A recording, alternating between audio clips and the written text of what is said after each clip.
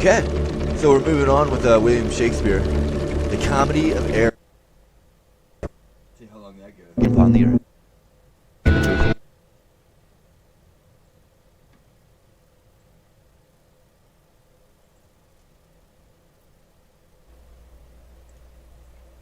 Act 3, Comedy of Errors. Scene 1, before the house of Antipholus of Ephesus. Enter Antipholus of Ephesus, Dromio of Ephesus, Angelo, and Balthazar. Good Signor Angelo, you must excuse us all. My wife is shrewish when I weep not bowers. Say that I lingered with you at your shop to see the making of her carcanet, and that tomorrow you what will bring it home. But here's a villain that would face me down. He met me on the mart, and then I beat him, and charged him with 1,000 marks in gold, and then I did deny my wife and house. Thou drunkard thou, what didst thou mean by this? Say what you will, sir, but I know what I know, that you beat me at the mart. I have your hand to show. If the skin were parchment and the blows you gave were ink, your own handwriting would tell you what I think. I think thou art an ass. Marry, so it doth appear by the wrongs I suffer and the blows I bear, I should kick, being kicked, and being at that pass, you would keep from my heels on a beware of an ass. You are sad, Signora Balthazar. Pray God out cheer. May answer my good will and your good welcome here.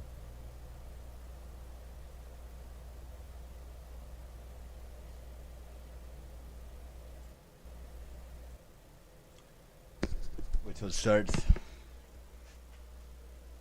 It's not a big deal with the music, but I just don't want to get it copyrighted. It's really what it comes down to.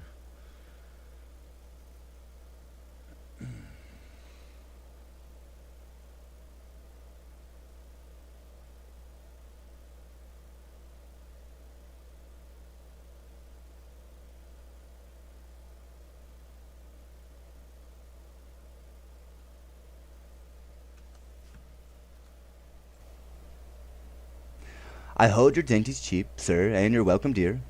O Signor Balthazar, either at flesh or fish, a table full of welcome comes scarce one dainty dish. Good meat, sir, is common, that every churl affords, and welcome more common, for that nothing's but words. Small cheer and great welcome makes a merry feast. I to a niggardly host, and more sparing guest, but though my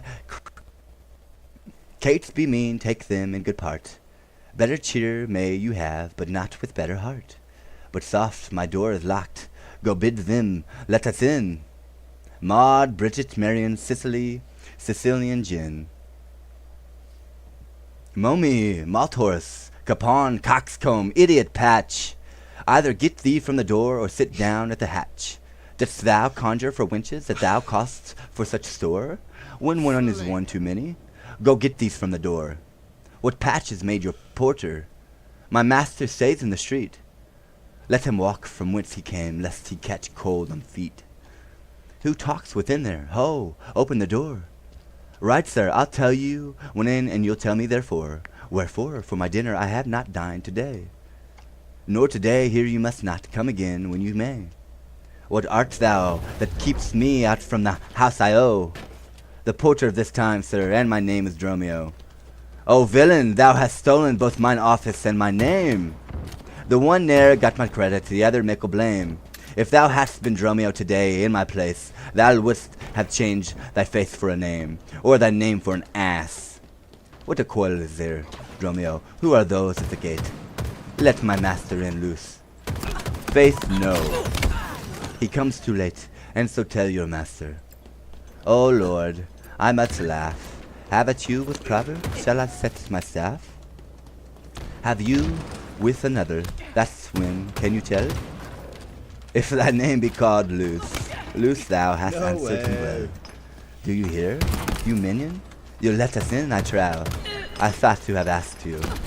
And you said no, so come help was struck, there was blow for blow.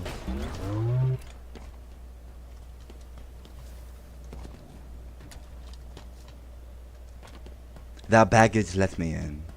Can you tell for what sake? Master, knocked me door hard. Let me knock till I fake. You'll care I for this minion if I beat the door down. What needs all that and a pair of socks in the town? Who's that at the door and keeps all the noise? By my troth, your town is troubled with unruly boys. Are you there, wives? You might have come before. Your wife, sir knave, go, get you from the door. If you want in pain, master, this knave would be sore. Here is neither cheer, sir, nor welcome. We would fain have neither. In debating which was best, we shall part with either. They stand at the door, master, bid them welcome neither. There is something in the wind that we cannot get in. You would say so, master, if your garments were thin. Your cake here is warm within, you stand here and cold. It would make a man mad as a buck to be so brought and cold. Go fetch me something, I'll break ope the gate. Break in here, I'll break your knave's gate. A man may break a word with you, sir, and words are of that wind. I'll break it in your face, so break it not behind. It seems all want is breaking out upon the wind. Here's too much out upon me, pray thee, let me in. When fowls have no feathers and fish no fin, will break or break in, go borrow me a crow. A crow without feather, master, mean you so? For a fish without a fin, there's a fowl without a feather. If a crow help us in a sarah, we'll pluck a crow together. Go get thee gone, fetch me an iron crow. Have patience, sir. Oi, let it not be so. Herein you war against your reputation, and draw within the compass suspect that unvolated honor of your wife. Once this, your long experience of wisdom, he'll so reverse your years and modesty. Plead on her part, some cost you unknown, and doubt you not, sir, but she will well excuse. Why at the time the doors are made against you? Bid ruled by me, depart in patience, and let it be the tiger all to dinner. And at that evening come yourself alone, to whom the reason of this strange restraints, if by strong hand you offer to break in now in the stirring passage of the day. A vulgar comment will be made of it, and supposed by the common rat against sure yet unguided estimation that may with be foul intrusion enter the dwelt upon the grace when you are dead. For slander lives upon succession, for every house where it gets possession. Baby.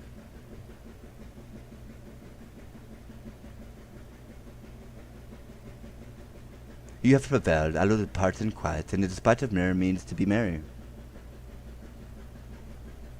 I know a wench of excellent discourse, pretty and witty, willed and wet. Yet too gentle there be with thine, this woman that I mean, my wife. But I protest with that dessert, hath oftentimes unbraided withal, to her will be to dinner. Can you get home? Any fetch the chain, by this I know this maid. Bring it, I pray you, to the porpentine. For there's this house that chain will I bestow, be it for nothing but to spite my wife upon mine hostess there. Good sir, make haste, since my known doors refuse to entertain me. I'll knock elsewhere to see if they'll disdain me.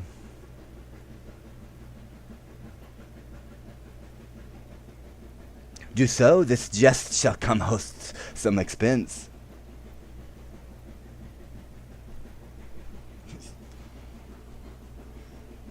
Even looking at other people's, it's pretty good as far as like the eye goes. Scene 2, the same.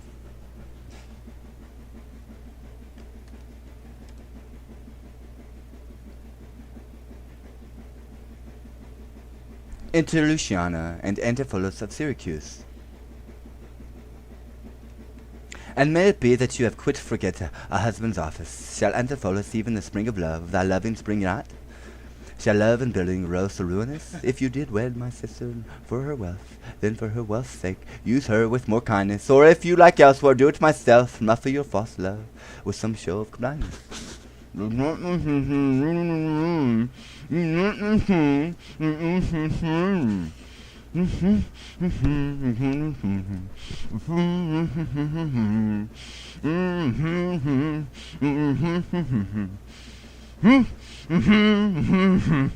These secret false, with need she be acquainted. What simple thief brags of his own attain? 'Tis double wrong to taunt with your bed, and let her read it in thy books at board. Shame hath a bearded fame, well managed, ill deeds are doubled with an evil word. Alas, poor women, make us but believe, being compact of credit, but you love us, though others have an arm, show me that the sleeve, when in your turn, and you may move us, then gentle brother, get you in again. Comfort my sister, cheer her, call her wife, till holy sport be a little vain. When the sweet breath of flattery conquers strife, O sweet mistress, what your name is else I know not, nor by what wonder you do it of mine, lest in your knowledge and your grace you show not, then your ears yonder more than earth divine. Teach me, dear creature, how to think and speak, lay open to my earthly gross conceit. Smothered in errors, feebly shallow, weak, the folded meaning of your words, deceit, against my soul's pure truth, by labor you to make it wander in an unknown field. Are you a god? Would you create me new? Transform me then, and to your power I'll yield. But if what I am, I then will I know, your weeping sister and no wife of mine, nor to her bed no homage do I owe. For more, far more, do I incline. Oh, train me not, sweet mermaid with a note, to drown me in thy sister flood of tears. Sing, siren, for thyself, and I will dote. Spread o'er the silver waves thy golden airs, and as a bed I'll make them in their lie, and in the glorious supposition thank. He gains by death that hath seemed to die. Ball dropped. We have the ball. Ball dropped. We have the ball. Ball dropped. We have the ball. Perfect. Ball dropped. We have the ball.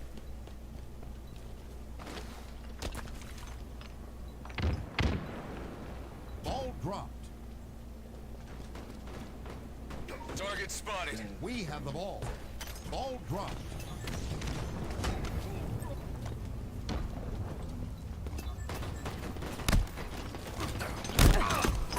Ball dropped. Enemy has the ball. Ball dropped. Enemy has the ball.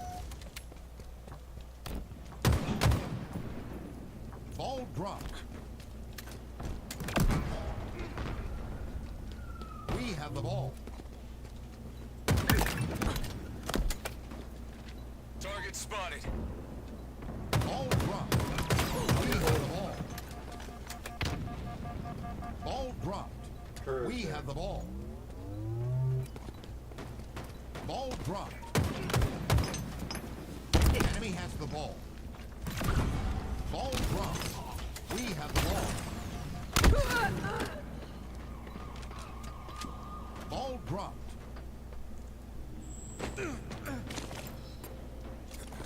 Smothered in errors, feeble, shallow, weak, the folded meaning of your words, deceit against my soul's pure truth, while labor you to make it wander in an unknown field. Are you a god? Would you create me anew? Transform me then, and do your power, I'll yield. But if that I am, I then will I know, your weeping sister is no wife of mine, nor to her bed no homage do I owe. Far more to you do I incline. Or train me not, sweet mermaid, with thy note, to drown me in thy sister flood of tears. Sing, siren, for thyself, and I will dote. Spread o'er the silver waves thy golden airs, and as a bed I'll take them in their lie. And in that glorious supposition thank he gains by death that hath such means to die. Let love, being light, be drowned that she sink. What? Are you mad, that you do reason so? Enemy has the Not mad, but mated, how I do not know. It is a thought that springeth from your eyes, for gazing on your beams, fair sun, being by, gaze where you should, and that will clear your sight. As good to wink, sweet love, as look on sight. Why call you my love, call my sister so. We have the ball. Ball dropped. Thy sister's thigh. We have the ball. That's my sister. No, it is thyself, mine own self's better part. Mine eye's clear eye, my dear heart's dearer. My food, my fortune, and my sweet hope's aim. My soul, earth's heaven, and my heaven's claim. All this my sister is, or else should be. Call thyself sister, sweet for I am thee. Thee will I love, and with thee lead my life. Thou hast no husband, yet nor I no wife. Give me thy hand. Oi, soft sir, hold you still. I'll fetch my sister to get your goodwill. Enter Dromio of Syracuse hastily. Why, how now, Dromio? Where runst thou so fast? Do you know me, sir? Am I Dromio? Am I your man? Am I myself? Thou art Dromio, thou art my man, thou art thyself. I am an ass, I am a woman's man, and besides thyself. What woman's man? And how besides thyself? Marry, sir, and besides myself, I am due to a woman. One that claims me, one that haunts me, one that will have me. What claim lays she to thee? Marry, sir, such claim as you would lay to your horse, and she would have me as a beast, not that. I being a beast, she would have me, but that she being a very beastly creature lays claim to me.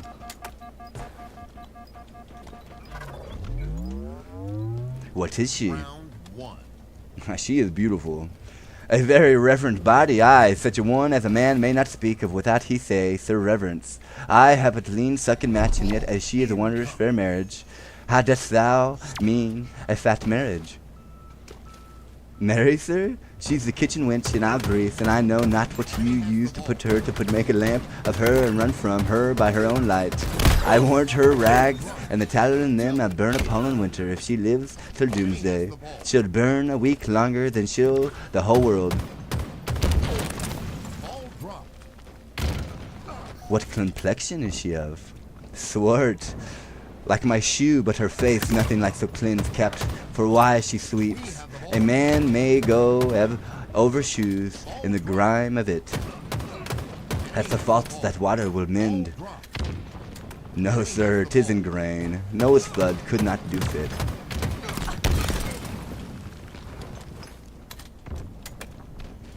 Oh, there she is. Get her off.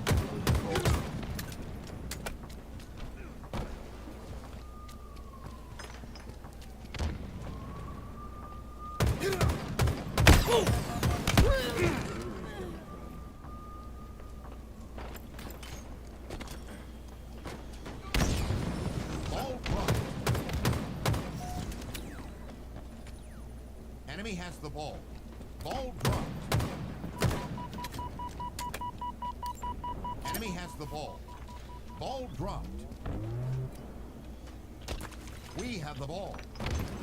Ball dropped. We have the ball. Ball dropped.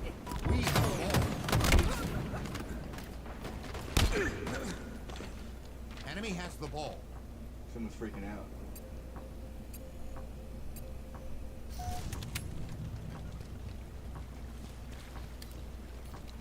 Ball dropped.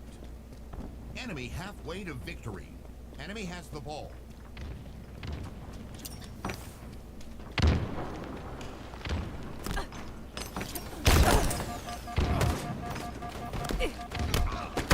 Ball dropped.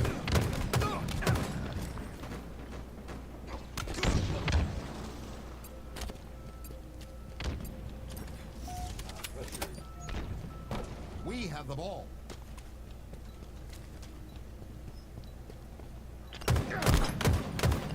Target spotted.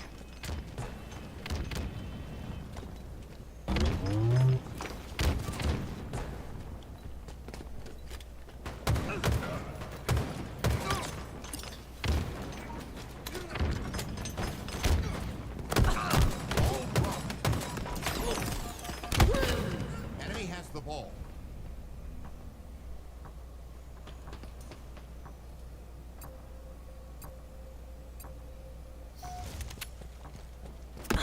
No, wait there. Wedge, Enemy there. bro. You're going to jail.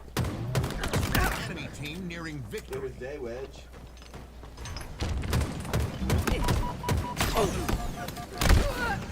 Yourself. Ball What's up? dropped. We have the ball.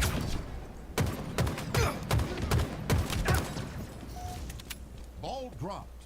Enemy has the ball. Ball dropped. We have the ball. Ball dropped. We have the ball. Why am I getting so many assists? Ball dropped. We have the ball.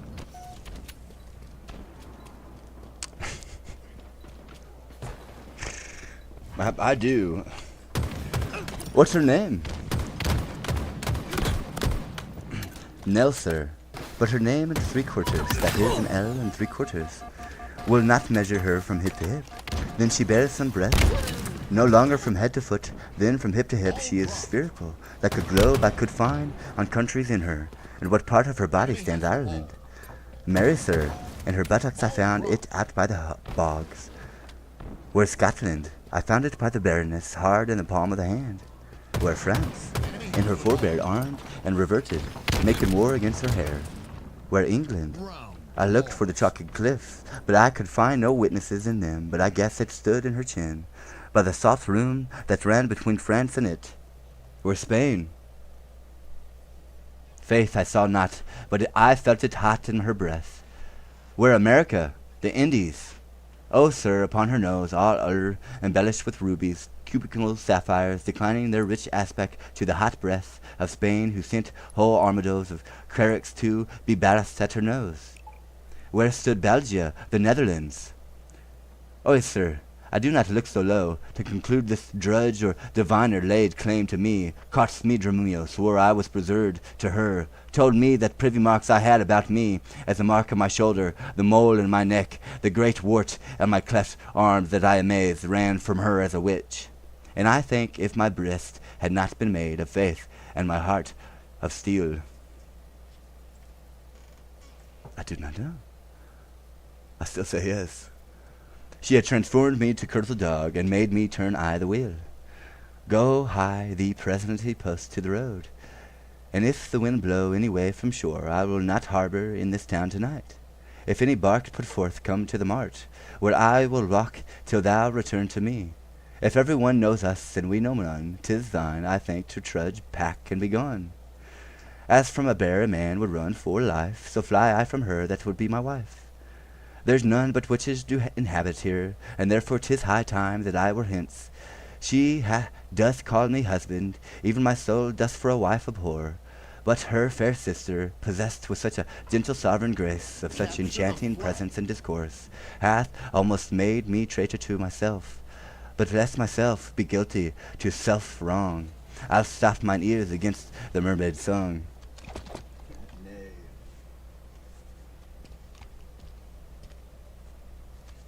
Enter Angelo.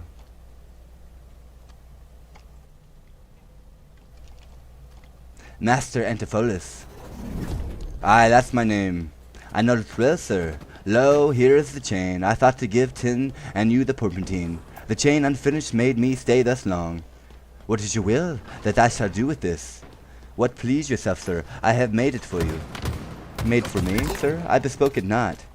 Not once nor twice, but 20 times you have. Go home with it and please your wife withal, and soon it's supper time I'll visit you, and then receive my money for the chain. I pray you, sir, receive my money now, for fear you ne'er see chain nor money more. You are a merry man, sir, fare you well. What I should think of this, I cannot sell. But this I think there's no man is so vain that would refuse so fair an offer chain. I see a man here needs not live by shifts, when in the streets he meets such golden gifts. I'll to the march and there for Dromio, if any ship put out, then straight away. Act 4. A public place. Enter second merchant Angelo and an officer. You know, since Pentecost, the sum is due. And since I have not much importuned you, nor now I had not, but that I am bound to Persia, and want guilders for my voyage. Therefore make present satisfaction, or I'll attach you by this officer.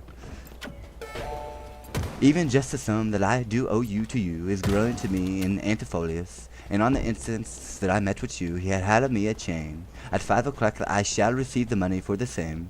Please if you walk with me down to his house, I will discharge my bond and thank you too.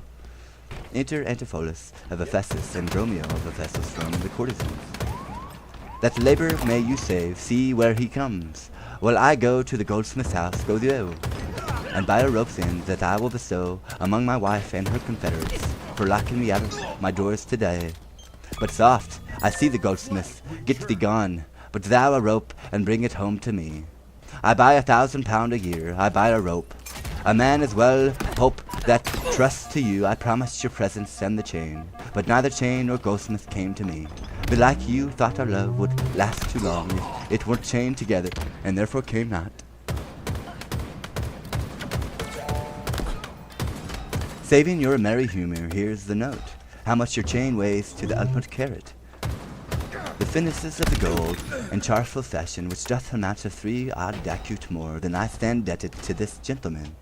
I pray you see him presently discharged, for he is bound to see and stays but for it. I am not furnished with the present money, Besides, I have some business in the town. Good signor, take the stranger to my house, and with you take the chain and bid my wife disperse the sum on the receipts thereof. Mrs. Lawson, or should I say Miss Lawson, perchance I will be there as soon as you. The math is what it's pointing to. The school.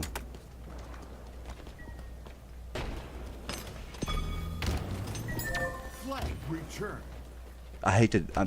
I'm assuming it would be the nuclear building, the rod that it's on. This town. I promise you, it's like a heat seeker. It's pointing to my math teacher. First of all, it would be her daughter. I do not remember your name. I don't think I've ever spoke to you. I remember your brother, but aside from the point.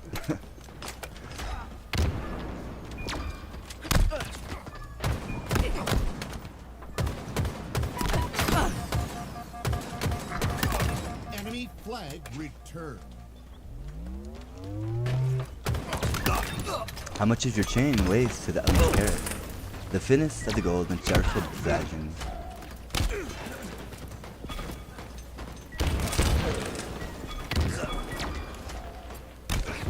Keep firing a weapon through the glass there, buddy. Attached to my body. It's not a joke. On camera. Keep. Enemy There it was. captured your flag. There's his buddy. There it was. They're using their own bodies to do it. Oh, now he's getting mad, Brock. It's not up for debate. It's not up for debate.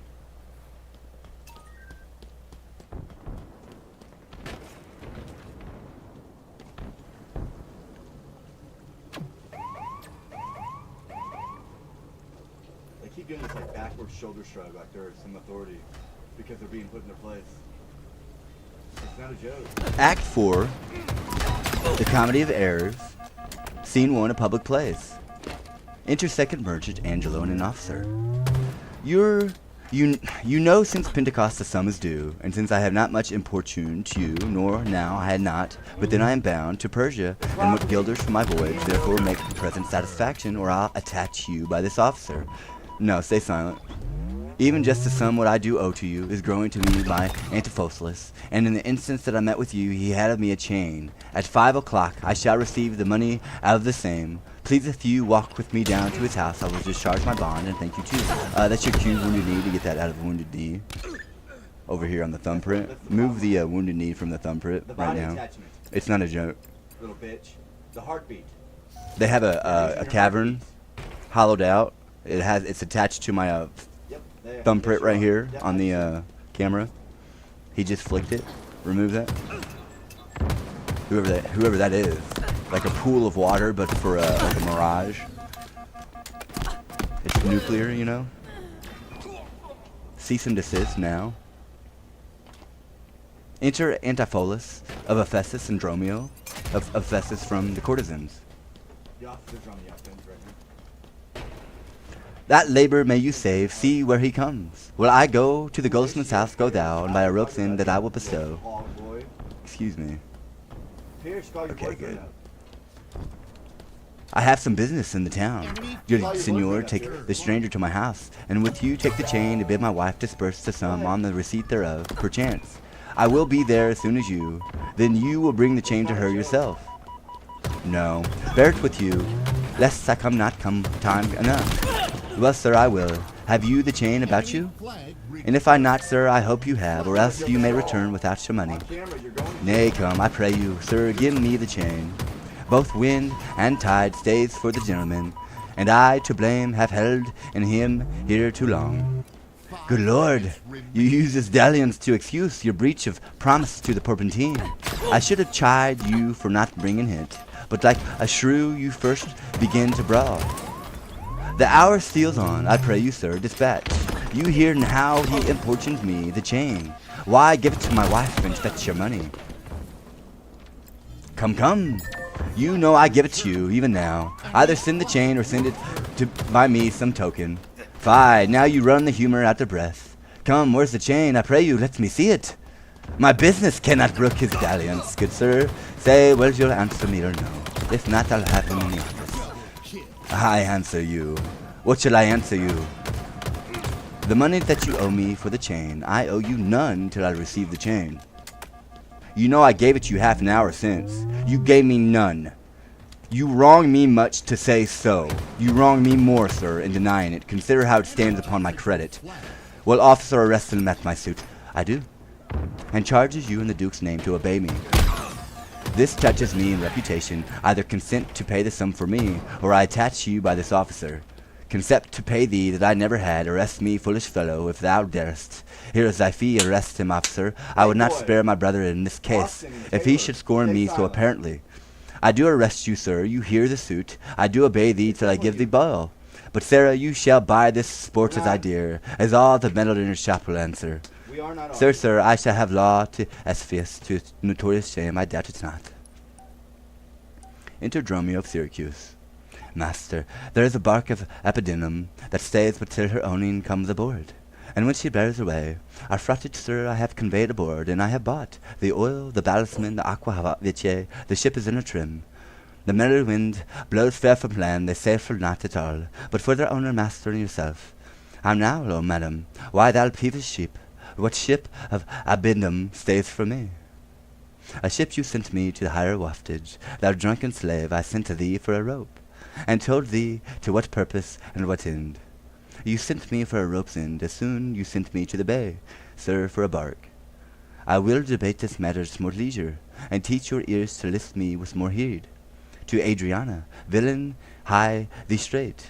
Give her this key, and tell her in the desk, that covered doer with Turkish tapestry, there's a pursue of ducats, let her send it. Tell her I am arrested in the street, and that shall bell him. Hick thee, slave, be gone, an officer to prison till it come. To Adriana, that is where we dint, where Downsable did claim me for her husband. She is too big.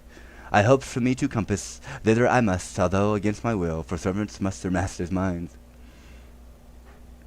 You just stare at my eyes while I read this. Scene 2. A room in the house of Antipholus of Ephesus. Enter Adriana and Luciana. Ah, Luciana, did he tempest thee so? Mightst thou perceive austerely in his eyes that he did plead in earnest, yea or no?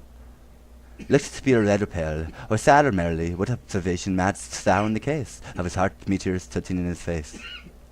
First he denied you had him no right, he meant he did me none, but the more my spite. Then swore for he that he were a stranger here, and true he swore, though he yet forsworn be were. Then pleaded I for you, and what said he? That love I begged for you he begged. With what persuasion did he tempt thy with words that in an honest suit might move? He did first he praised my beauty, then my speech did speak me fair. Have repentance, I beseech. I cannot nor I will not behold me still.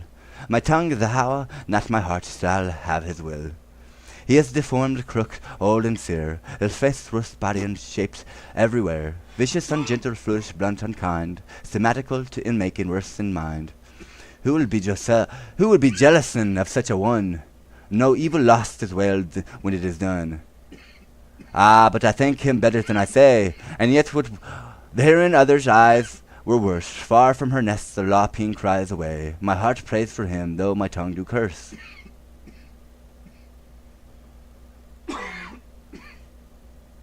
Enter Dromio of Syracuse.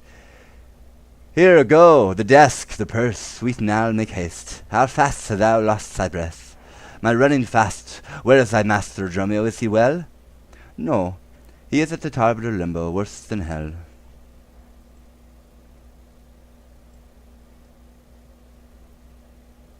A devil in an everlasting garment hath him, one whose hard heart is buttoned up with steel, a friend, a fairy, pitiless and rough. A wolf, nay, worse a fellow, all in buff, a back, friend, a shoulder keeper, one that countermands. The passage of alleys, creaks and narrows hand, the bound that runs counter and yet draws near foot well, one that before the judgment carries poor souls to hell. Why, man, why is the matter? I do not know what the matter, he is rested on the case. What is he arrested? Tell me at whose suit, I know not at whose suit he is arrested well, but he is in suit of buff which arrested him, that can't I tell. Will you send him, mistress, redemption, the money in his desk? Go fetch it, sister.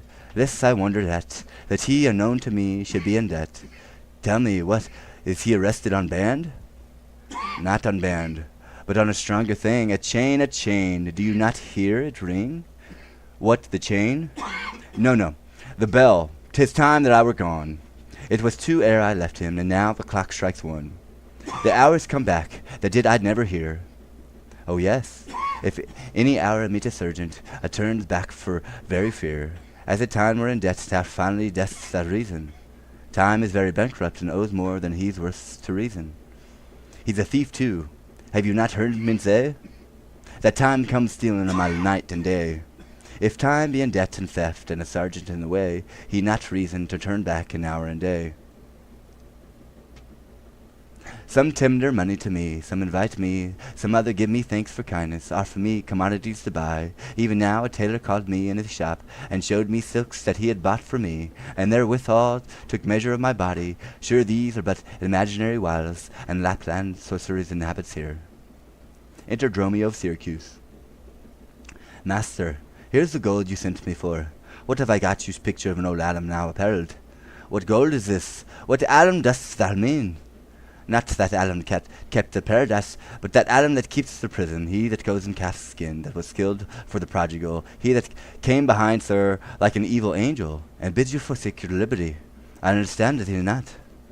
No, why, 'tis a plain case, he that went like a base vial in the case of leather. The man, sir, that went gentlemen are tired, gives them a fob, and tests them, he, sir, that takes pity on decayed men, and gives them suits of durance. He that sets up his rest to do more exploits with his mace than a Morris pike. What, thou meanest an officer? Aye, sir, the sergeant of the band, he that brings any man to answer it that breaks his band, one that thinks a man had always gone to bed and says, God give you good rest.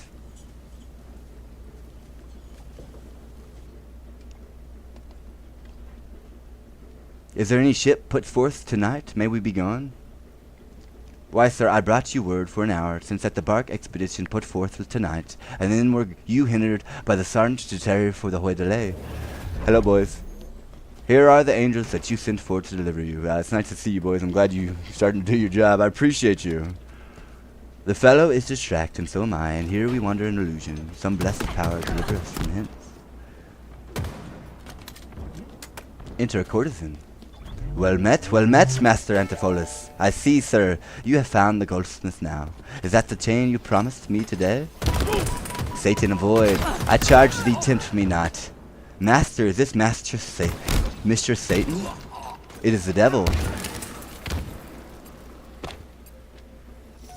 Nay, she is worse. She is the devil's dam, and here she comes in the habit of the light. Winch, and thereof comes that the winches say, God damn me. That as much as to say, God make me a light winch, it is written, they appear to men like angels of light. Light is an effect of fire, and fire will burn. Ergo, light winches will burn, come not near here.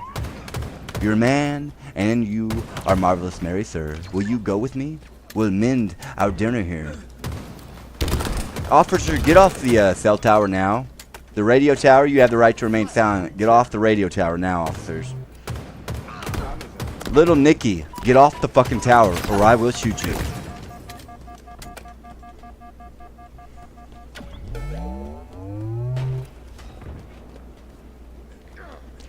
Master, if you do expect spoon meat, so beseek a long spoon. Why, Dromio? Marry, he must have a long spoon that must eat with the devil. Avoid thee, friend. Well, tell'st thou me of supping. Thou art as you are all a sorceress. I conjure thee to leave me and be gone. Give me the ring of mine you had at dinner. Or if my diamond, the chain you promised, and I'll be gone, sir, and not trouble you.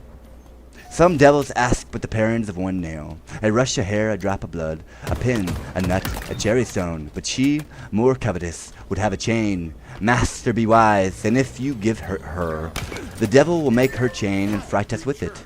I pray you, sir, my ring, or else the chain. I hope you do not mean to cheat me so. Avaunt, thou witch, come, Dromio, let us go. Fly pride, says the peacock, mistress that you know.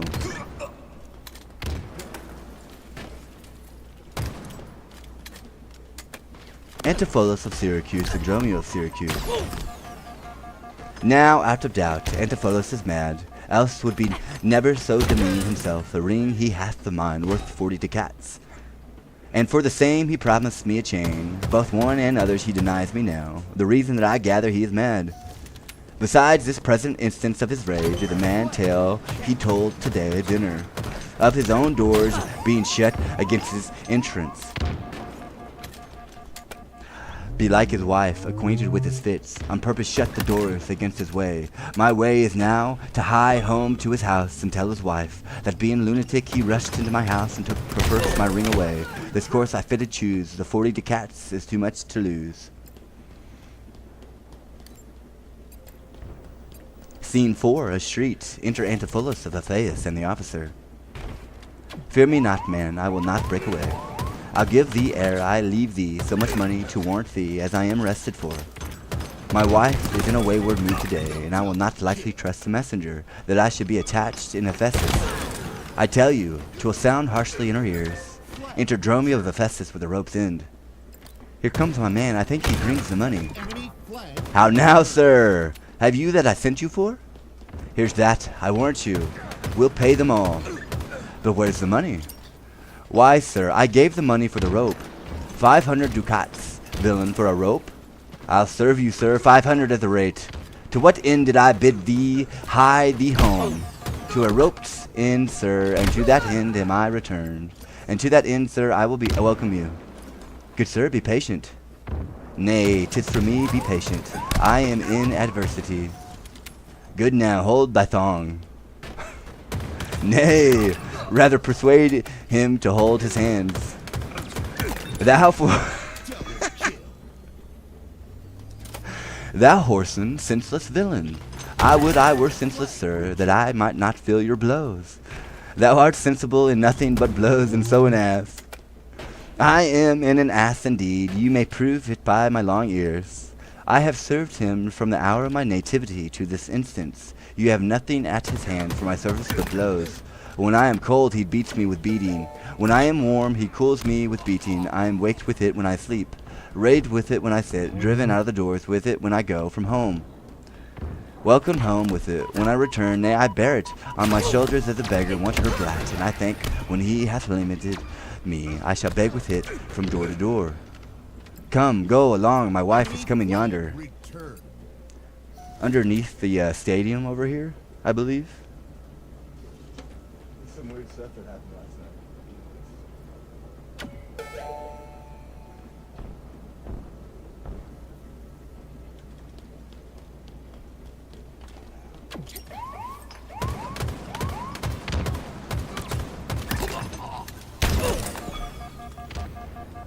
Enemy flag returned.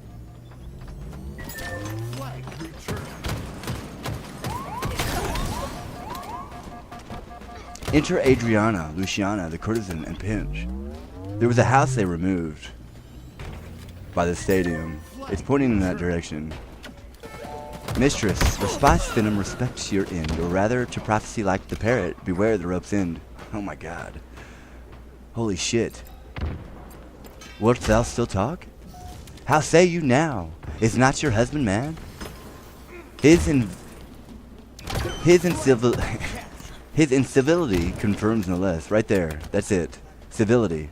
Incivility. That spot right there.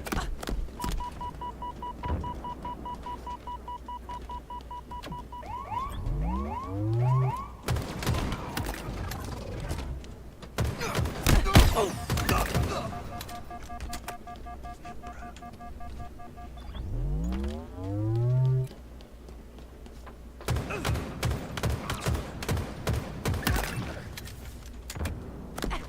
I see him.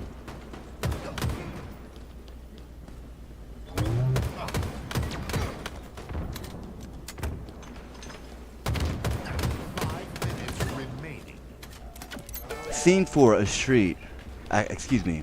Mistress, response venom, respect your end, or rather to prophesy like the parrot, beware the rope's end. Wilt thou still talk? How say you now, is not your husband mad? His incivility confirms no less. Good Dr. Pinch, you are a conjurer. Establish him in his true sense again, and I will please you which you will demand. Enemy flag. Alas, how fiery and how sharp he looks. Mark how he trembles in his ecstasy. Give me your hand and let me feel your pulse.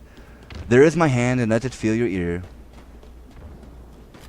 I charge thee, woman, housed within this man, to yield possession to my holy prayers, and to thy state of darkness hide thee starlight. I punish you to death.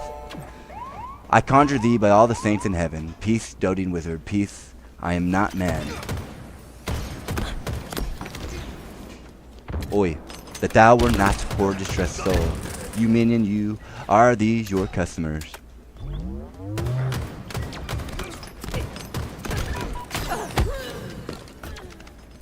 Flag returned. Flag captured.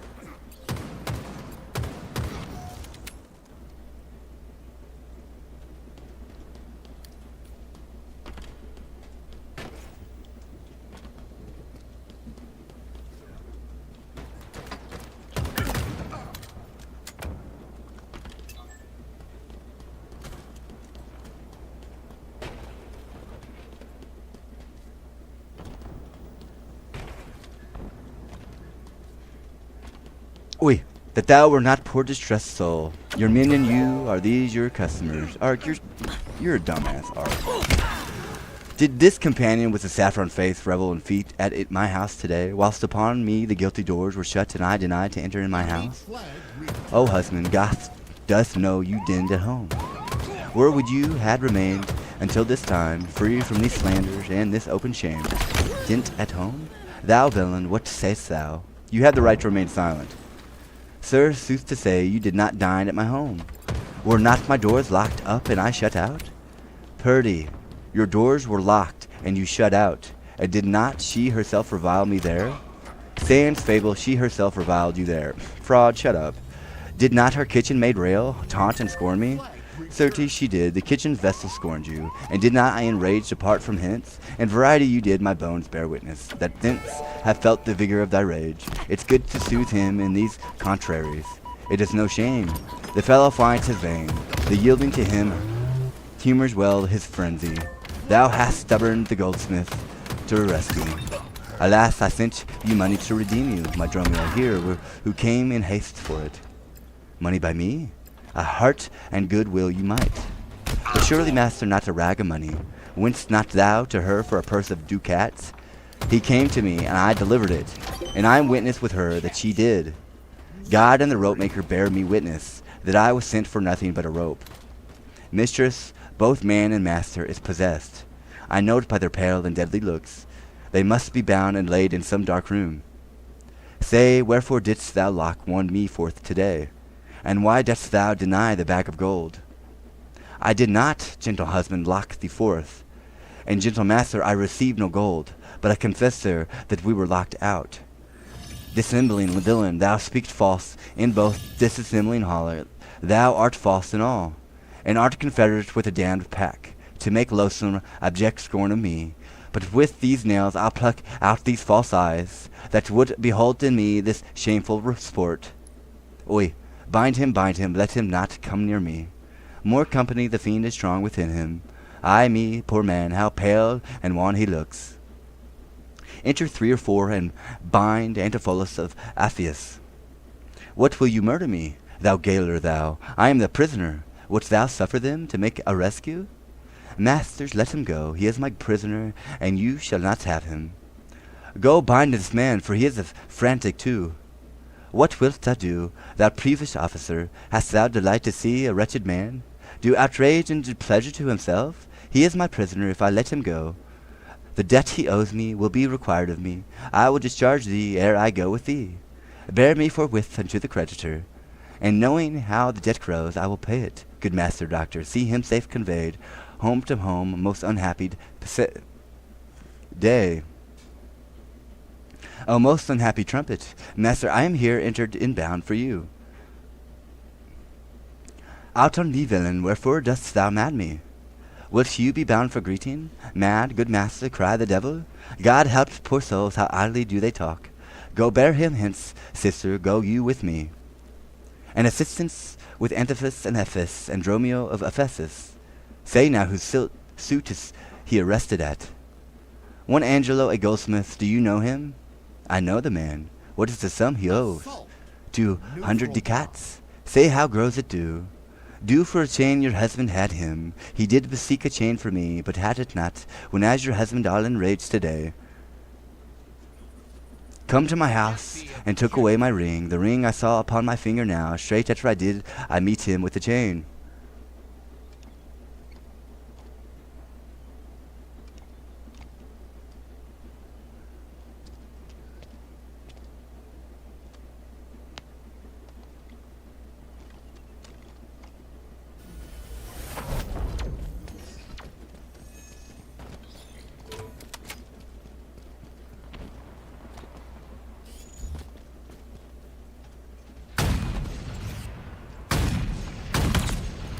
Bomb taken.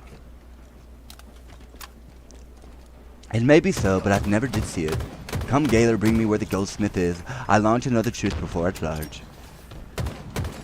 Antipholus of Syracuse and Dromio of Syracuse with rapiers drawn. God, for thy mercy! They are loose again! And come with naked swords. Let's call more help to have some bound again. Away, they'll kill us. No, they won't. Adriana, Luciana, and officer. I see these witches are afraid of swords. She is that would be your wife, now ran from you. Come to the century, fetch our stuff from thence. I long that we were safe and sound aboard. Faith, stay here this night. They will surely do us no harm. You saw they speak us. Fair, give us gold. Methinks they are such a gentle nation that but for the mountain of mad flesh that claims marriage of me, I could find in my heart to stay here still and turn witch. I will not stay tonight for all the town. Therefore away to get our stuff aboard. Objective incoming. Objective ready. Bomb taken.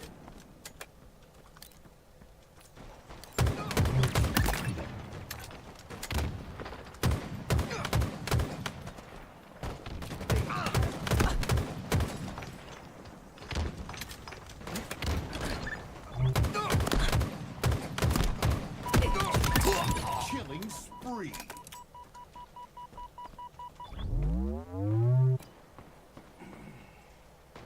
Bomb army.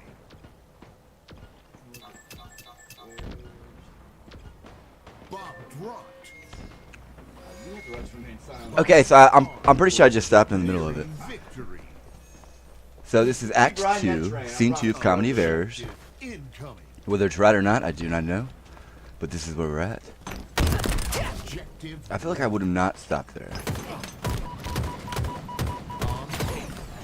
Okay, we'll just skip to Act 3. I'm not going to worry about that, really. So Act 3, Comedy of Errors.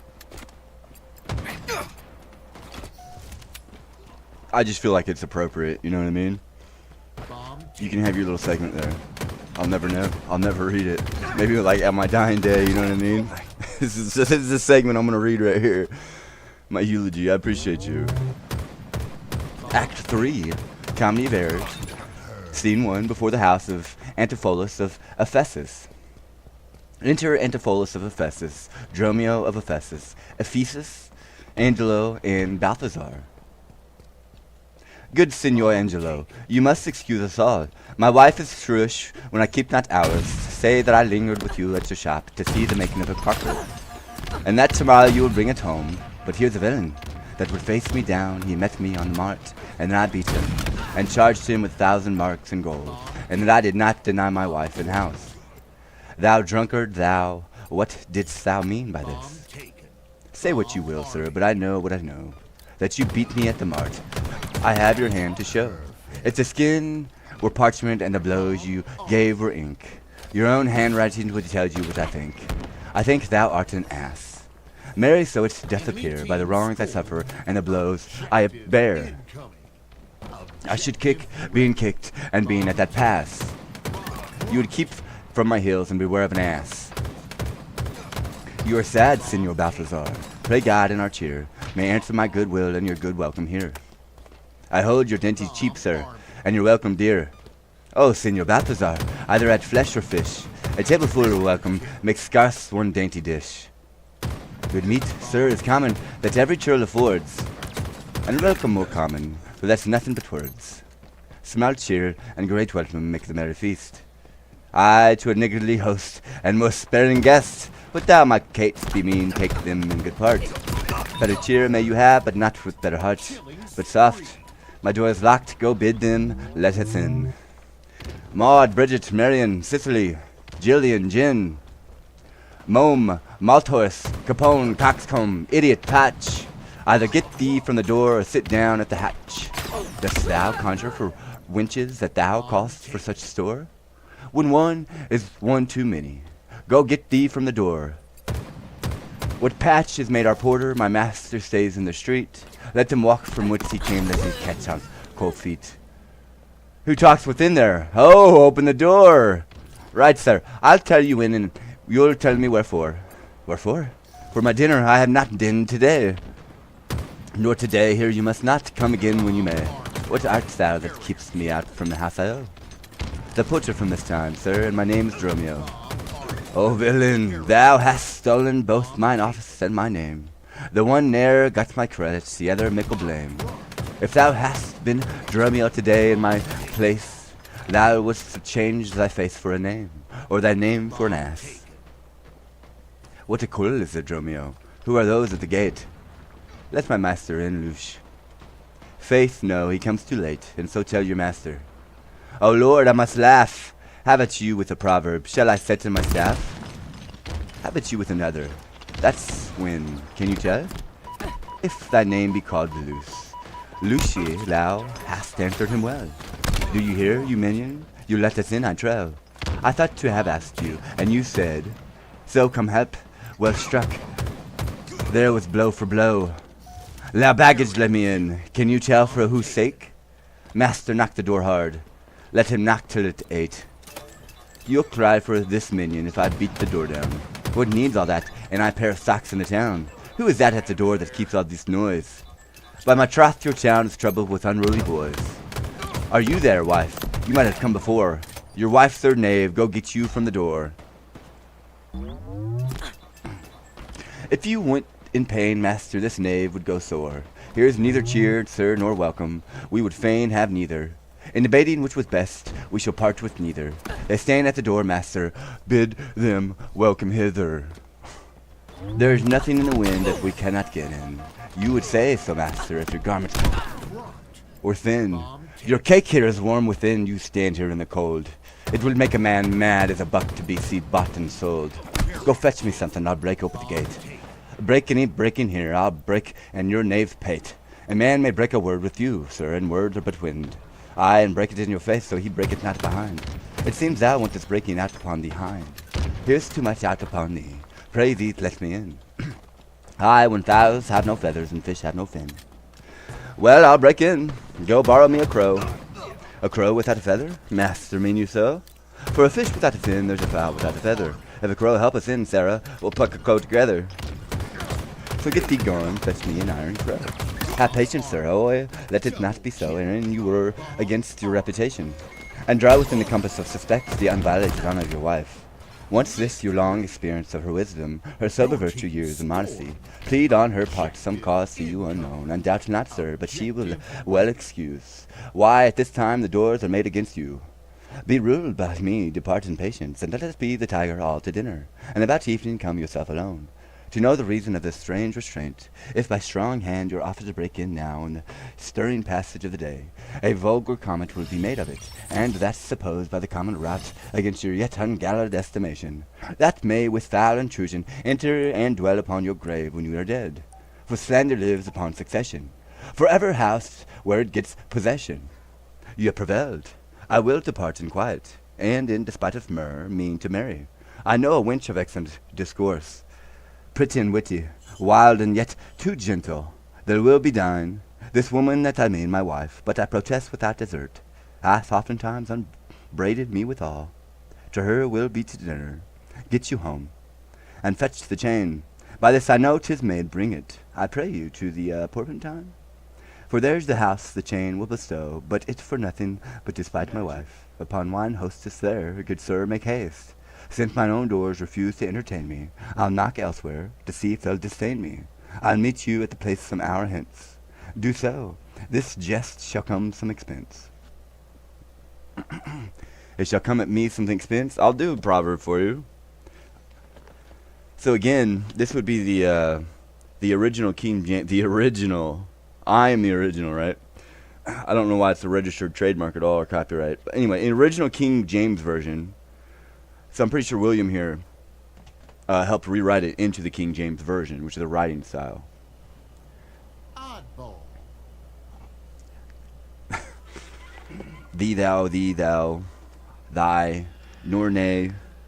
Isaiah chapter 55. Ho! How now? Everyone that thirsteth, come ye to the waters, and he that hath no money, come ye. Buy and eat, come buy wine and milk without money, and without price. Wherefore do you spend money for that which is not bread, and your labor for that which satisfieth not? Hearken diligently unto me, and eat ye that which is good, and let your soul delight itself in fatness. Incline your ear, and come unto me. Hear, and your soul shall live, and I will make an everlasting covenant with you, even the sure mercies of David. Behold, I have given him for a witness to the people, a leader and a commander to the people. Behold, thou shalt call a nation thou knowest not, and nations that knew not thee shall run unto thee because of the Lord thy God, and for the Holy One of Israel, for he hath glorified thee. Seek ye the Lord while he may be found, call you upon him while he is near. No. Goodbye. Donald, get out! Fucking Ark. Can we go ahead and put these people in their place, David? I'm not listening to this shit at all. I'm gonna cut you off for a second. Excuse me. I'm not listening to this shit at all. Oval Office. I promise you are being impeached within the next year. I'm not putting up with your shit at all. I'm not doing this at all, military. You're not having a foothold here whatsoever. You are not the authority here. What would I walk into? As was already established. I'm not fucking arguing with you, motherfucker. At all. Holy shit. Excuse me, David. Let me cut them off. Excuse me, Solomon, all of you. Get the fuck out. It's not a joke. Is it a joke? Let the wicked forsake his way, and the unrighteous man his thoughts, and let him return unto the Lord, and he will have mercy upon him, and to our God, for he will abundantly pardon. We'll talk about that. For my thoughts are not your thoughts, neither are your ways my ways, said the Lord. I watch that. For as the heavens are higher than the earth, so are my ways higher than your ways, and my thoughts than your thoughts. For as the rain cometh down, and the snow from heaven, and returneth not hither, but watereth the earth, and maketh it bring forth the bud, and it may give seed to the sower, and bread to the eater. So shall my word be that goeth forth out of my mouth, it shall not return unto me void, but it shall accomplish that which I please, and it shall prosper in the thing whereto I sent it. For ye shall go out with joy, and be led forth with peace. The mountains and the hills shall break forth before you into singing, and all the trees of the field shall clap their hands.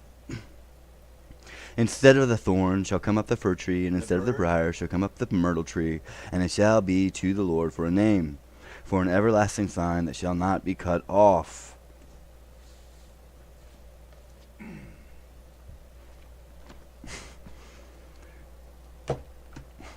Scene 2, Act 3 of Comedy of Errors. The same. Enter Luciana and Antipholus of Syracuse. And may it be that you have quite forgot a husband's office? Shall Antipholus, even in the spring of love, thy love spring brought?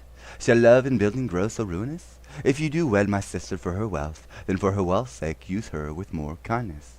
Or if you like elsewhere, do it by stealth. Muffle your false love with some show of blindness. Let not my sister read it in your eye. Be not thy tongue thy own shame orator. Look sweet, speak fair, become disloyalty. Apparel vice like virtue's harbinger. Bear a fair presence, though your heart tainted. Teach sin the carriage of a holy saint. Be secret false, that need she be acquainted. What simple thief brags of his own detaint? 'Tis double wrong to traunt with your bed, and let her read it in the looks at the board. Shame hath a bastard fame, well managed. Ill deeds are doubled with an evil word. Alas, poor woman, make us that believe. Being compact of credits that you love us, though others have the arm, show us the sleeve. We in your motion turn, and you may move. Then, gentle brother, get you in again. Comfort my sister, cheer her, call her wife. 'Tis holy sport to be a little vain. When the sweet breath of flattery conquers strife, sweet mistress, what your name is, else I know not. Nor by what wonder you do hit of mine, less than your knowledge and your grace you show not. Then our earth's wonder more than earth divine, teach me, dear creature, how to think and speak. Lay open to my earthy gross conceit. Smothered in errors, feeble, shallow, weak. The folded meaning of your words' deceit against my soul's pure truth, while labor you to make it wonder in an unknown field. Are you a god? No, they are not. Would you create me new? Transform me then, and to your power I'll yield. But if that am I, then will I know your weeping sister is no wife of mine. Nor to her bed no homage do I owe. Far more to you do I decline. Oi, drain me not, sweet mermaid, with my note. To drown me in thy sister flood of tears, sing siren for thyself, and I will dote. Spread o'er the silver waves thy golden hairs, and as a bed I'll take them, and there lie. And in that glorious supposition, think he gains by death that hath such means to die. Let love be in light be drowned if she sink. What? Are you mad that you do no reason so? Not mad, but mated. How do I not know? It is a fault that springeth from your eye. For gazing on your beams, fair sun, be and by, gaze where you should, and that will clear your sight. As good to wink, sweet love, as look on sight. Why call you my love? Call my sister so. Thy sister's sister. That's my sister. No. It is thyself, mine own self, better part, Wayne of the heart.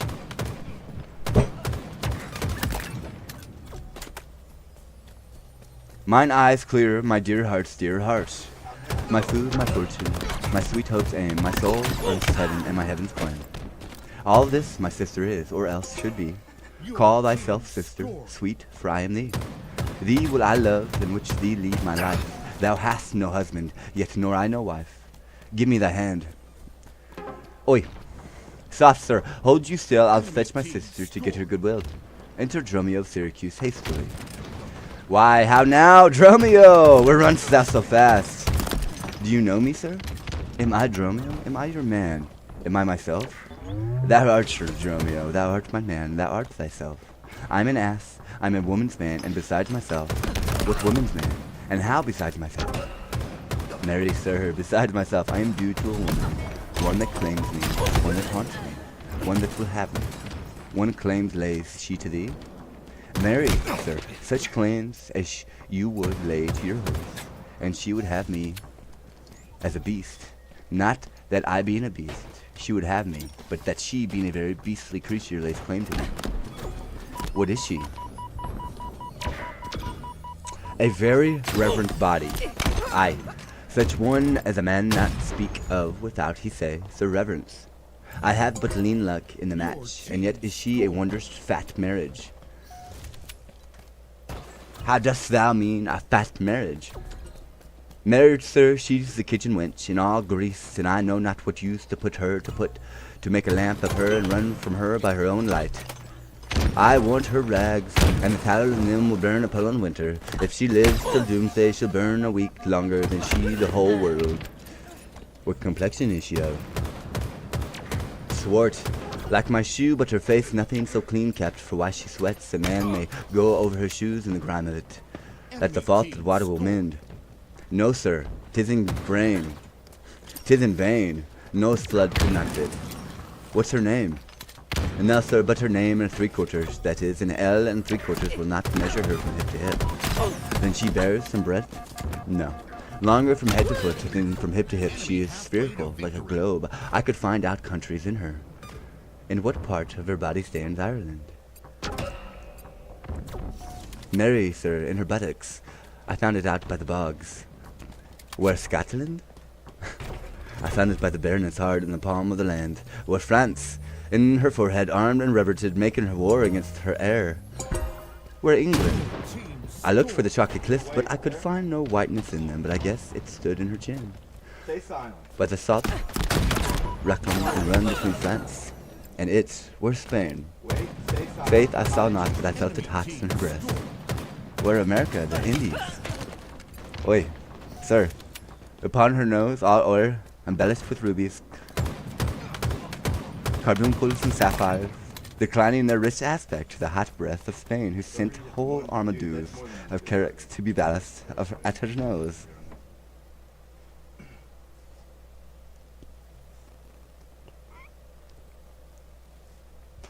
Where stood where stood Belgium, the Netherlands?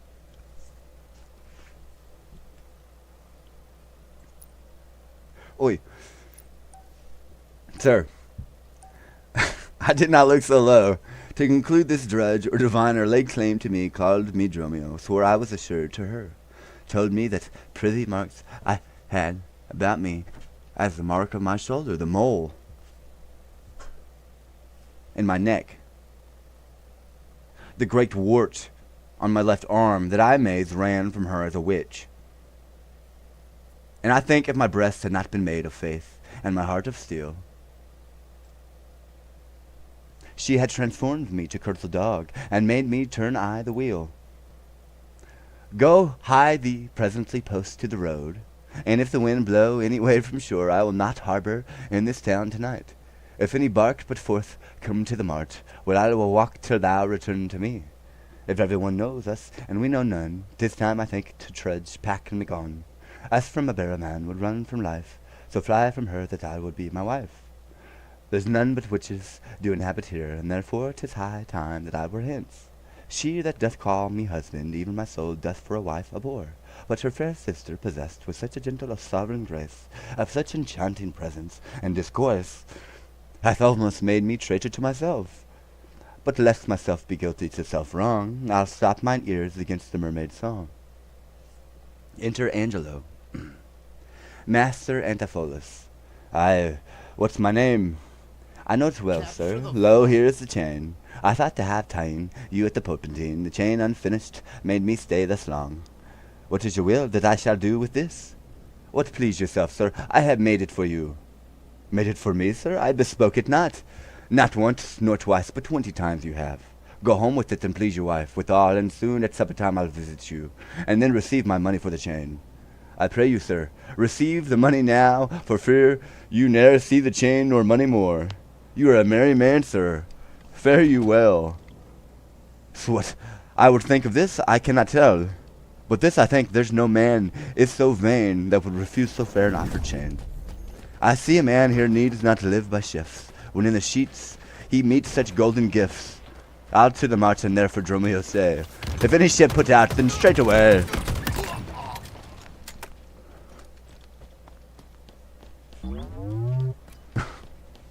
Alright, well, I'm on Act 4 here. I'm going to skip ahead, because that's crazy. He's reading my mind here.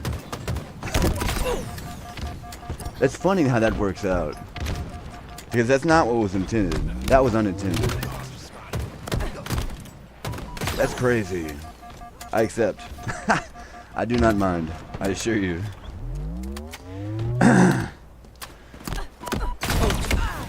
Chapter 56 of Isaiah, the original. Neighbor, have we ever sat down, talked about the Bible together? No? Okay. Chapter 56, the original, Isaiah. No, we've never sat down and talked about the Bible together. We've never sat down and pointed at a verse and was like, this verse. No. Not ever. Not one time. Chapter 56 of Isaiah. Have I went to church? Yeah, but it's... real. Thus said the Lord, keep ye judgment and do justice, for my salvation is near to come, and my righteousness to be revealed. Blessed is the man that doeth this, and the Son of Man that layeth hold on it, that keepeth the Sabbath from polluting it, and keepeth his hand from doing any evil. Neither let the son of the stranger that hath joined himself to the Lord speak, saying, the Lord hath utterly separated the people. The Lord hath utterly separated me from his people. Neither let Enoch say, behold, on my dry tree. For thus said the Lord unto the Enochs that keep my Sabbaths, and choose the things that please me, and take hold of my covenant. Even unto them will I give in my house, and within my walls a place and a name better than enough sons and daughters. I will give them an everlasting name that shall not be cut off. Also the sons of the stranger that join themselves to the Lord to serve him and to love the name of the Lord, to be his servants, every one that keepeth the Sabbath from polluting it, and taketh hold of my covenant. Even them will I bring to my holy mountain, and make them joyful in my house of prayer. Their burnt offerings and their sacrifices shall be accepted. Mine altar of mine house shall be called an house of prayer for all people. The Lord God, which gathereth the outcasts of Israel self, yet will I gather others to him, beside those that are gathered unto him. All ye beasts of the field, come to devour ye, all ye beasts in the forest. His watchmen are blind, they are all ignorant, they are all dumb dogs. They cannot bark, sleeping, lying down, loving to slumber. Yeah, they are greedy dogs. This is what I'm thinking right now.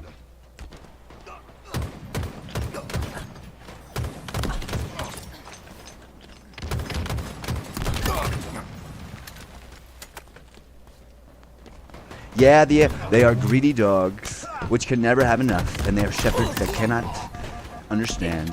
They all looked to their own way, every one of his gain from his quarter. Come ye, say thee, I will fetch wine, and we will fill ourselves with strong drinks, and tomorrow shall be as this day, and much more abundant.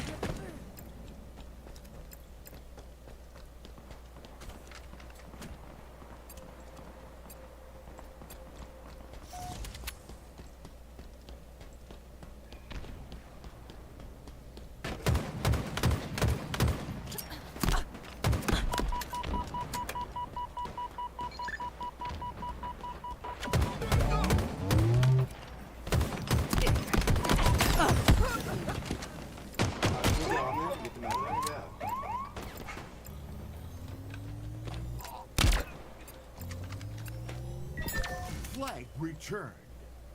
I'm positive. Enemy flag In that area section. Nope. That was unintended.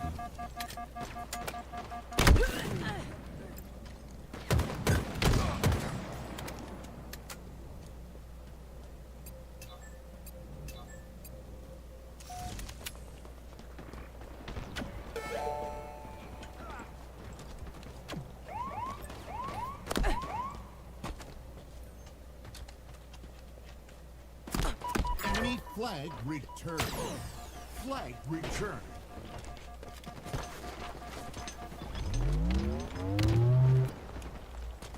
Act 4.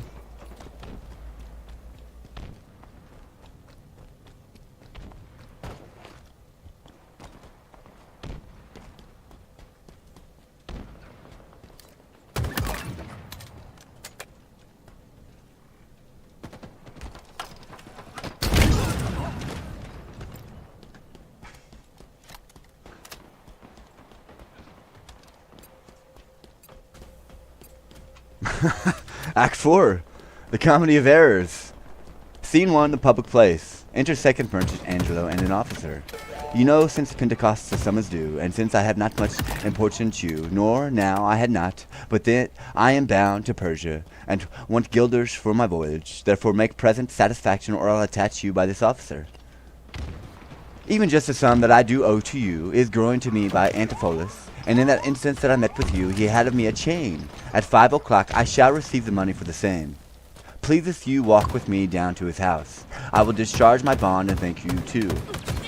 Enter Antipholus of Hephaestus and Dromio, of Hephaestus from the courtesans.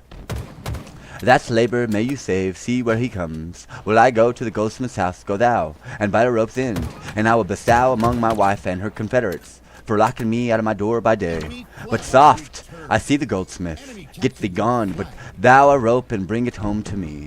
I buy £1,000 a year, I buy a rope. A man is well hop up that thrust to you. I promised your presence and the chain, but neither chain nor goldsmith came to me. Belike you thought our love would last too long if it were chained together, and therefore came not. Saving your merry humor, here's the note. How much your chain weighs to the utmost carat. The finesse of the gold and chargeable fashion, which doth amount to 3 odd ducats more than I stand indebted to this gentleman. I pray you see him presently discharged, for he is bound to sea, Clayton, and stays but for it. I am not furnished with the present money. Besides, I have some business in the town. Good signor, take the stranger to my house, and with you take the chain, and bid my wife disperse the sum on the receipt thereof. Perchance I will be there as soon as you. Then you will bring the chain to her yourself? No, bear it with you, lest I come not time enough. Well, sir, I will. Have you the chain about you? And if I had not, sir, I hope you have, or else you may return without your money. Nay, come, I pray you, sir, give me the chain. Both wind and tide stays for the gentleman, and I, too blame, have held him here too long. Good Lord, you use the dalliance to excuse your breach of promise to the porpentine. I should have chid you for not bringing it, but like a shrew you first began to brawl. Like a dog panting. The hour still's on, I pray you, sir, dispatch. You hear how he importunes me, the chain? Why, give it to my wife and fetch your money. Come, come. You know I gave it to you even now. Either send the chain or send me by some token. Fie, now you run this humor out of breath. Come, where's the chain? I pray you, let me see it. My business cannot brook this dalliance, good sir. Say whether you'll answer me or no. If not, I'll leave him to the officer. I'll answer you. What should I answer you? The money that you owe me for the chain. I owe you none till I receive the chain. You know I gave you half an hour. Since you gave me none, you wrong me, much to say so. You wrong me more, sir, in denying it. Consider how it stands upon my credit. Well, officer, arrest him at my suit. I do and charge you in the Duke's name to obey me. This touches me in the reputation. Either consent to pay him this sum for me, or I attach you by this officer. Consent to pay thee that I never had. Arrest me, foolish fellow, if thou darest. Here is thy fee. Arrest him, officer. I would not spare my brother in this case, if he should scorn me so apparently. I do arrest you, sir. You hear the suit. I do obey thee till I give thee bail. But, Sarah, you shall buy this sport as dear as all the metal in our shop will answer. Sir, I shall have law and Ephesus. To your notorious shame, I doubt it not. Enter Dromio of Syracuse. Master, there is a bark of Epidamnum that stays but still till her owner comes aboard, and then she bears away. Our fraughted sir, I have conveyed aboard, and I have brought the oil, the balsamum and aqua vitae. The ship is in her trim, the merry wind blows fair from land. They stay for naught at all, but for their owner, master, and yourself. How now, a madman, why thou peevish sheep? What sheep of Epidamnum stays for me? A ship you sent me to hire waftage. Thou drunken slave, I sent thee for a rope, and told thee to what purpose and what end. You sent me for a rope's end as soon you sent me to the bay, sir, for a bark. I will debate this matter at more leisure, and teach your ears to listen me with more heed. To Adriana, villain, hie thee straight. Give her this key, and tell her in the desk that's covered with Turkish tapestry there's a purse of ducats. Let her send it. Tell her I am arrested in the street, and that shall bail me. Hie thee, slave, be gone. An officer to prison till it come. To Adriana, that is where we dinned, where Dulcibel did claim me for her husband. She is too big, I hope, for me to compass. Rather I must, although against my will, for servants must their master's minds fulfill. Scene 2. A room in the house of Antipholus of Ephesus. Enter Adriana and Luciana. Aha! Luciana, did he tempt thee so? Mightest thou perceive austerely in his eye that he did plead in earnest, yea or no? Looked he, or red or pale, or sad or merrily? What observation madest thou in the case of his heart's meters tillering in his face? First he denied you had in him no right. He meant he did me none, the more my spite. Then swore he that he was a stranger here, and true he swore, though yet forsworn we were. Then pleaded I for you, and what said he? That I love I begged for you, he begged for me. With that persuasion did he tempt thy love, with words that in the honest suit might move. First he did praise my beauty, then my speech. Did speak him fair? Have patience, I beseech. I cannot nor will I not hold me still. My tongue, though not my heart, shall I have his will. He is deformed, crooked, old, and sere, ill-fast, worse-bodied, shapeless everywhere, vicious, ungentle, foolish, blunt, unkind, stigmatical in making, worse in mind. Who would be jealous then of such a one? No evil lost is wailed when it is gone. Aha! But I think him better than I say, and yet would herein others' eyes were worse. Far from her nest the lapwing cries away. My heart prays for him, though my tongue do curse. Enter Dromio of Syracuse. Here go the desk, I purse, sweet now make haste. How hast thou lost thy breath? By running fast. Where is thy master Dromio? Is he well? No, he's in Tartar limbo, worse than hell. A devil in an everlasting garment hath him, one whose hard heart is buttoned up with steel, a friend, a fairy, pitiless and rough, a wolf, nay, worse, a fellow all in buff. a backed friend, a shoulder clapper, one that countermands the passages of alleys, creeks, and narrow lanes, a hound that run counters and yet draws dry foot well. One death before the judgment carries 4 souls to hell. Why, man, what is the matter? I do not know the matter. He is arrested on the case. What is he arrested? Tell me, at whose suit? I know not in whose suit he is arrested well. But he's in suit of buff, which rested him, and I tell. Will you send him, mistress, redemption, the money in his desk? Go fetch it, sister. This I wonder at, that he unknown to me should be in debt. Tell me, was he arrested on a band? Not on a band, but on a stranger thing. A chain, a chain. Do you not hear it ring? What's the chain? No, the bell. 'Tis time that I were gone. It was 2 ere I left him, and now the clock strikes 1. The hours come back, that did I never hear. Well, yes, if any hour meets a sergeant, I turns back for a very fear. As if time were in debt, how fondly dost thus reason? Time in a very bankrupt and owes more than he's worth to season. Nay, he's a thief too, and have you not heard men say that time comes stealing on by night and day? If time be in debt and theft, and a sergeant in the way, hath he not reason to turn back an hour in a day? Re-enter Luciana. Hand behind your back. Go, Dromio, there's the money, bear it straight, and bring thy master home immediately. Come, sister, I am pressed down conceit my comfort and my injury. Scene 3, a public place. Enter Antipholus of Syracuse. There's not a man I meet but doth salute me, as it were their well-acquainted friend, and every one doth call me my name. Some tender money to me, some invite me, some other give me thanks for kindnesses, some other offer me commodities to buy. Even now a tailor called me in the shop, and showed me silks that he had bought for me, and therewithal took measure of my body. Sure, these are but imaginary wiles, and Lapland sorcerers inhabit here. Enter Dromio of Syracuse. Hi, bitch. Master, here's the gold you sent me for. What? Have you got the picture of old Adam new apparelled? What gold is this? What Adam dost thou mean? Not that Adam that kept the paradise, but that Adam that keeps the prison. He that goes in the calf skin that was killed for the prodigal. He that came behind you, sir, like an evil angel, and bid you forsake your liberty. I understand thee not. No? Why, 'tis a plain case. He that went like a bass violin in a case of leather, the man, sir, that went gentleman attired, gives them a fop and rests them. He, sir, that takes pity on decaying men and gives them suits of durance. He that sets up his rest to do more exploits with his mace than a Morris pike. What thou meanest an officer? And I, sir, the sergeant of the band, he that breaks any man to answer, that breaks his band, one that makes a man always go into his bed, and says, God give you good rest. Well, sir, there rest in your foolery.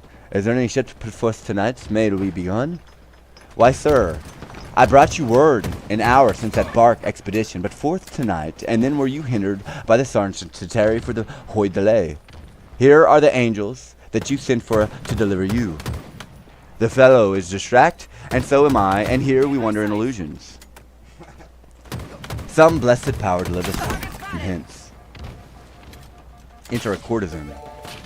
Well met, Master Antipholus. I see, sir, you have found the goldsmith now. Is that the chain that promised me today? Satan avoid. I charge thee, tempt me not. Master, is the mistress Satan? It is the devil. Nay, she is worse. She is the devil's dam, and here comes in the habit of light wench, and therefore comes of that the wenches say, God damn me. That's as much as to say, God makes me a light wench. It is written, they appear to men like angels of light. Light is an effect of fire, but fire will burn. Ergo, light wenches will burn, come not here near. You're a man, and you are marvelous merry, sir. You will go with me. We'll mend our dinner here. Master, if you do, expect spoon meat, so bespec a long spoon. Why, Dromio? Marry, he must have a long spoon that must eat with the devil. Avoid thee from fiend. What tellest thou me of supping? Thou art as you are all a sorceress. I conjure thee to leave me and be gone. Give me the ring of mine. You had a dinner. Or 5 of the diamond, the chain you promised, or I'll be gone, sir, and not trouble you. Some devils ask but the parings of one's nail, a rush, a hair, a drop of blood, a pin, a nut, a cherry stone. But she's more covetous, would have a chain, master be wise, and if you give it her, the devil will shake her chain and fright us with it. I pray you, sir, my ring, or else the chain. I hope you do not mean to cheat me so. Avaunt thou witch. Come, Dromio, let us go. Fly, pride, says the peacock, mistress that you know. Now, out of doubt, Antipholus is mad, else would be he never so demand himself. A ring he hath of mine worthy 40 ducats, and for the same he promised me a chain. Both one and other he denies me now. The reason that I gather he is mad, besides this present instance of his rage, is a mad tale he told today at dinner, of his own doors being shut against his trance. Be like his wife, acquainted with his fits, on purpose shut the doors against his way. My way is now to his home, to his house, and tell his wife, that being lunatic, he rushed into my house and took perforce by ring away. This course I fit as choose, for 40 ducats is too much to lose. Scene 4, a street. Enter Antipholus of Ephesus and the officer. Fear me not, man, I will not break away. I'll give thee, ere I leave thee, so much money to warrant thee as I am rested for. My wife is in a wayward mood today. Give me my money, and will not lightly trust the messenger.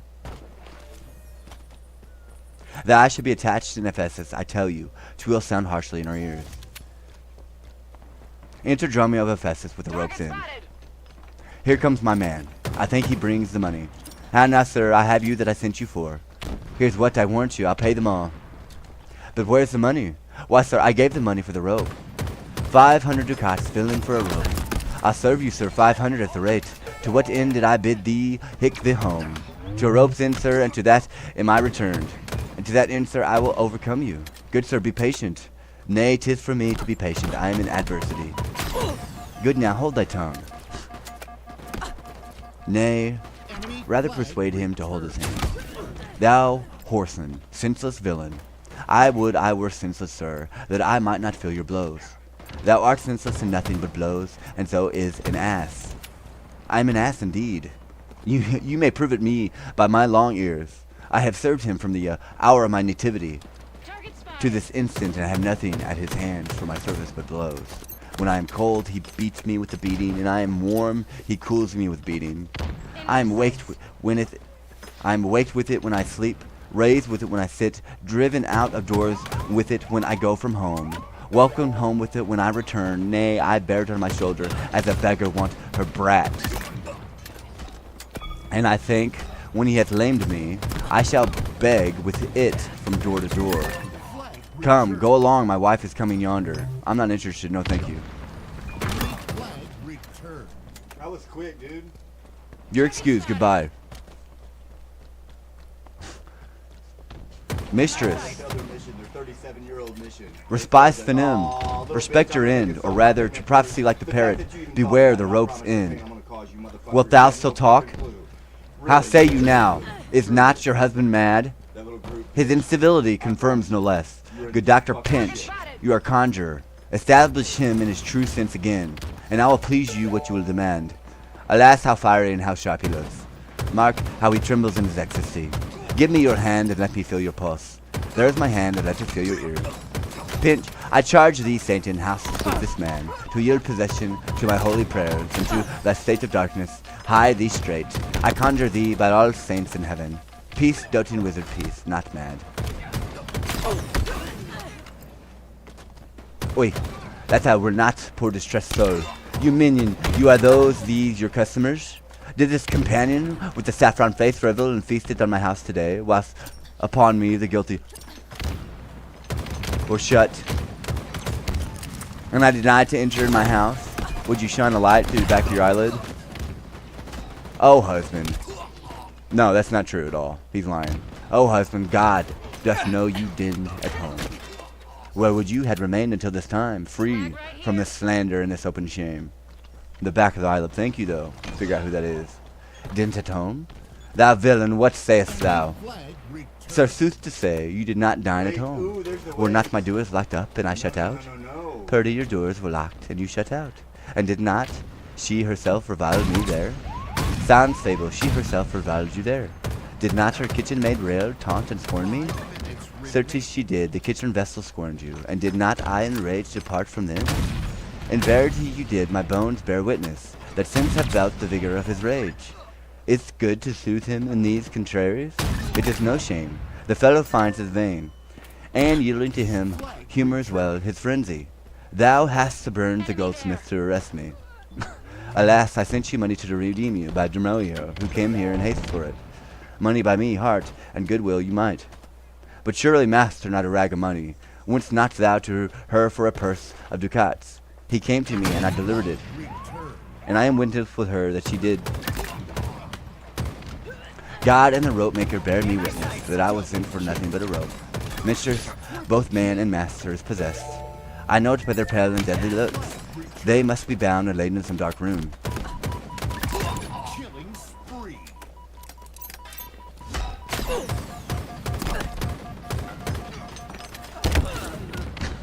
Safe, wherefore didst thou lock me forth today? And why dost thou deny the bag of gold? I did not, gentle husband, lock thee forth. And gentle master, I received no gold, but I confess, sir, they were locked out. Dissembling villain, thou speakest false in both. Dissembling harlot, thou art false in all. Target spotted. Thou art confederate with the damned pack to make a loathsome abject scorn of me. But with these nails I'll pluck out these false eyes that would behold in me this shameful sport. Oi, bind him, let him not come near me. More company, the fiend is strong within him. Ay me, poor man, how pale and wan he looks. Jennifer. Is she trying to hit the nuclear button? Flag right here. False. That's not true. Flag returned. Enter 3 or 4 and bind. Antipholus of Ephesus. Is that what they're doing? Is holding me hostage with the Ark and saying it's a nuclear weapon? No. There's more than one. And it was plainly clearly stated in the clouds if you go back and look. There's actually a third one that was actually above the 2. That's not even a part of it. No, that's not the case. Yeah, no, don't listen to that. They're using it's a reflector is what it is.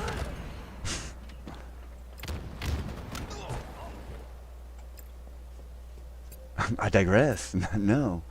What, will you murder me? Thou gaoler, thou? I am thy prisoner. Wilt thou suffer them to make a rescue? Masters, let him go. He is my prisoner, and you shall not have him. Go bind this man, for he is frantic too. They bind Dromio of Ephesus? What wilt thou do, thou peevish officer? Hast thou delight to see a wretched man do outrage and displeasure to himself? He is my prisoner. If I let him go, the debt he owes me will be required of me. I will discharge thee ere I go from thee.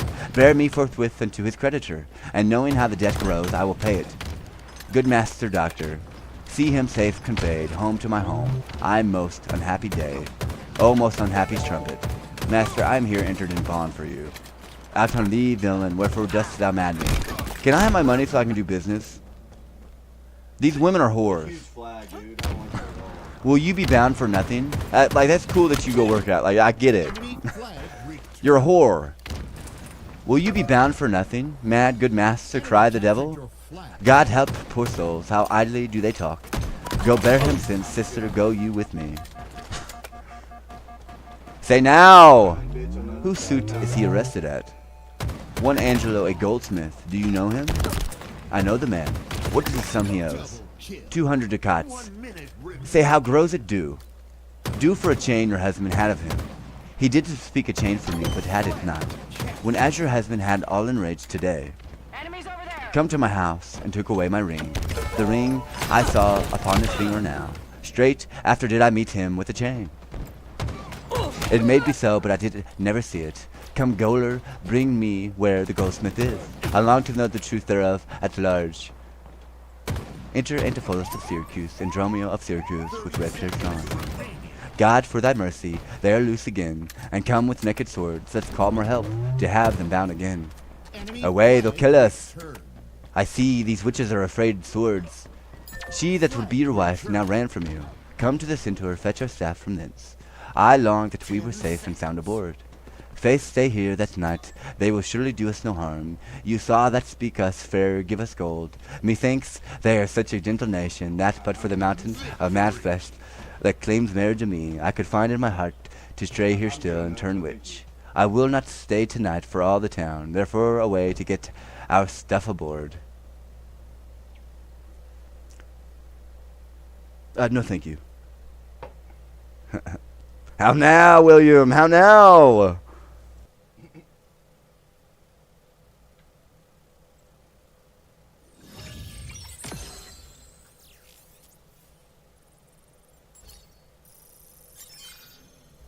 What did I walk into earlier?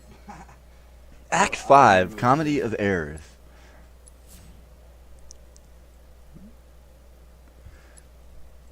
A street before an abbey. Enter merchant and Angelo. I am sorry, sir, that I have hindered you, but I protest he had the chain of me. Though most dishonestly he doth deny it. How is the man esteemed here in the city? Of every reverend reputation, sir, of credit infinite, highly beloved, second to none that lives here in the city. His word might bear my wealth at any time. Speak softly yonder, as I think he walks.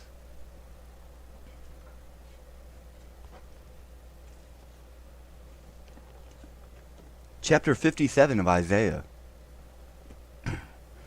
The righteous perisheth, and no man layeth it to heart, and merciful men are taken away, none considering that the righteous is taken away from the evil to come. He shall enter into peace, they shall rest in their beds, each one walking in his uprightness. But draw near hither, ye son of the sorceress, the seed of the adulterer and the whore. Against whom do ye sport yourselves? Against whom make ye wide a mouth, and draw out the tongue? Are ye not children of transgression, a seed of falsehood? Inflaming yourselves with idols under every green tree, slaying the children in their valleys, under the cliffs of the rocks? Among the smooth stones of the stream is thy portion. They that are thy whole, even to whom host thou poured to drink offering, thou hast offered to meat offering. Should I receive comfort in thee? Upon a lofty and high mountain hast thou set in thy bed? Even thither wentest thou up to offer sacrifice? Behind the doors also and the posts hast thou set up thy remembrance. For thou hast discovered thyself to another than me, and art gone up. Thou hast enlarged thy bed, and made thee a covenant with thee. Thou lovest their bed where thou sawest it. And thou wentest to the king with ointment, and didst increase thy perfumes, and didst send thy messengers far off, and didst debase thyself even unto hell. Thou art wearied in the greatness of thy way, yet saidst thou not, there is no hope. Thou hast down the life of thy hand, therefore thou was not grieved. And of whom hast thou been afraid of fear, that thou hast lied, and hast not remembered me, nor laid it to the heart? Have not I held my peace even of old, and thou forcedst me not? I will declare thy righteousness and thy works, for they shall not profit thee. Enemy flag. When thou criest, let thy companies deliver thee, but the wind shall carry them all away.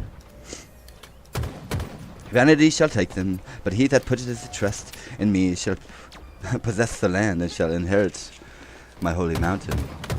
And shall say, cast ye up, prepare the way, take up the stumbling block out of the way of my people. For says thus the high and lofty, one that inhabiteth eternity, whose name is holy, I dwell in the high and holy place with him also that is of contrite and humble spirit, to revive the spirit of the humble, and to revive the heart of the contrite ones. For I will not contend for ever, neither will I always be wroth, for the spirit should fail before me in the souls which I have made. For the iniquity of his covetousness was I wroth, and smote him I hid him. And with wrath, and he went on frowardly in the way of his heart. I have seen his ways, and I will heal him. I will lead him also, and restore comforts unto him and to his mourners.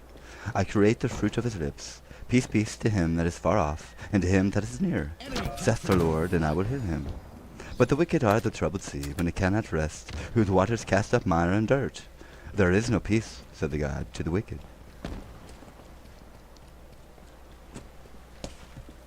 May the force be with you. Enter Antipholus of Syracuse and Dromio of Syracuse. 'Tis so. and the self-chain about his neck, which he forswore most monstrously to have. Good sir, draw near to me. I'll speak to him. Signor Antipholus, I wonder much that you would put me in this shame and trouble, and not without some scandal to yourself. This is some circumstance, and oaths so to deny. This chain which now you wear so openly, beside the charge, the shame, imprisonment, you have done wrong, in this my honest friend, who, but for staying on our controversy, had hoisted sail and put to sea today. This chain you had of me, can you deny it? I think I had. I never did deny it. Yes, that you did, sir, and forswore it, too. Who heard me, too, to deny it, or forswear it? These ears of mine, thou knowest, did hear thee. Fie on thee, wretch! Pity that thou livest to walk there where any honest men resort. Thou art a villain to impeach me thus. I'll prove mine honour and my honesty against thee presently, if thou darest stand. I dare not, and do defy thee for a villain. Adriana and Luciana, courtesan, and others. Hold! Hurt him not, for God's sake he is mad. Some get within him and take his sword away. Bind Dromio too, and bear them to my house. Run, master, run, for God's sake take a house. This is some priory inn, or we are spoiled. Enter the abyss. Be quiet, people, wherefore throng you hither? To fetch my poor distressed husband hence, let us come in, that we may bind him fast, and bear him home for his recovery. I knew he was not in his perfect wits. I am sorry now that I did draw on him. How long hath his possession held the man? This week he hath been heavy, sour, sad, and much different from the man he was. But till this afternoon his passion ne'er brake into extremity of rage. Hath he not lost much wealth by wrack of sea? I can feel the bubble. Buried some dear friend? Hath not dealt his high, strayed his affection in unlawful love? A sin prevalent much in youthful men, who give their eyes a liberty of gazing. Which of those sorrows is he subject to? The gravity there, and the Mothra. To none of these, except it be the last, namely some love that drew him oft from home.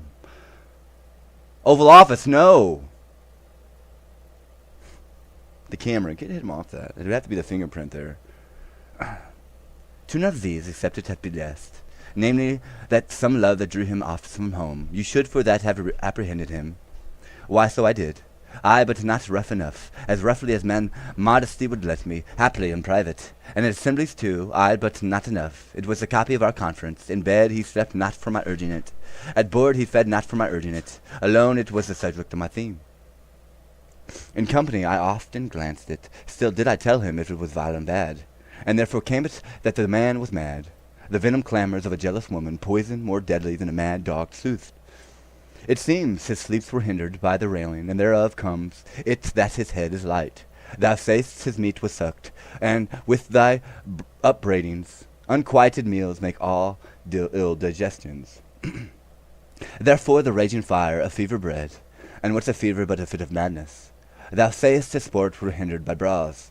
Sweet recreation barred, what thus ensued but moody moping, and dull melancholy, kinsman to grim and comfortless despair. At her heels a huge infectious troop of pale distemperists and foes to life.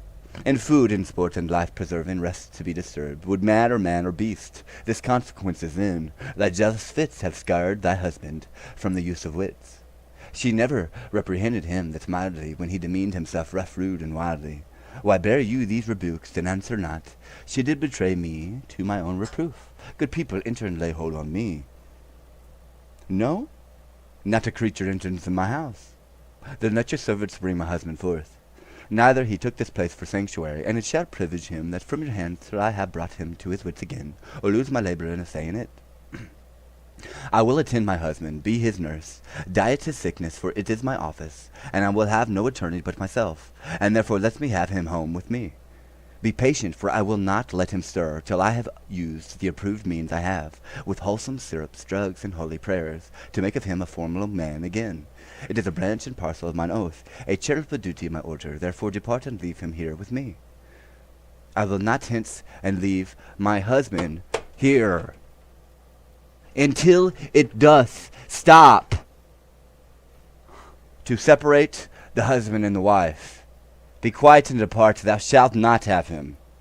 Complain. Quit shaking the screen. Quit shaking the moth or whatever the fuck you're doing. It's no. God damn, I don't care what you have going on at all. There's a gun here. Thank you. Complain unto the Duke of this ingenuity. Come, go, I will fall prostrate at his feet, and never rise until my tears and prayers, and have won his grace to come in person either, and take perforce my husband from the It's abyss. awkward because I own it. and you're By the this I thank owner the of dial it. pints at 5. I'm sure that the Duke himself in person Stop comes now. this way at the melancholy veil, the place of death and sorry execution behind the ditches of the abbey here, Okay. upon I'm which watching cause, everything you're doing. to see a reverend Syracusan merchant who put unluckily into this bay, against the laws and statutes of this town, beheaded publicly for his office. See where they come. We will behold his death. Kneel to the Duke before the pass the abbey. Enter Duke, attended, Agion bareheaded, with the headsman and other officers. Yet once again proclaim it publicly, if any friend will pay the sum for him. He shall not die, so much we tender him. Justice, most sacred Duke, against the abyss. Yes. She is a virtuous and a reverend lady. It cannot be that she hath done thee wrong.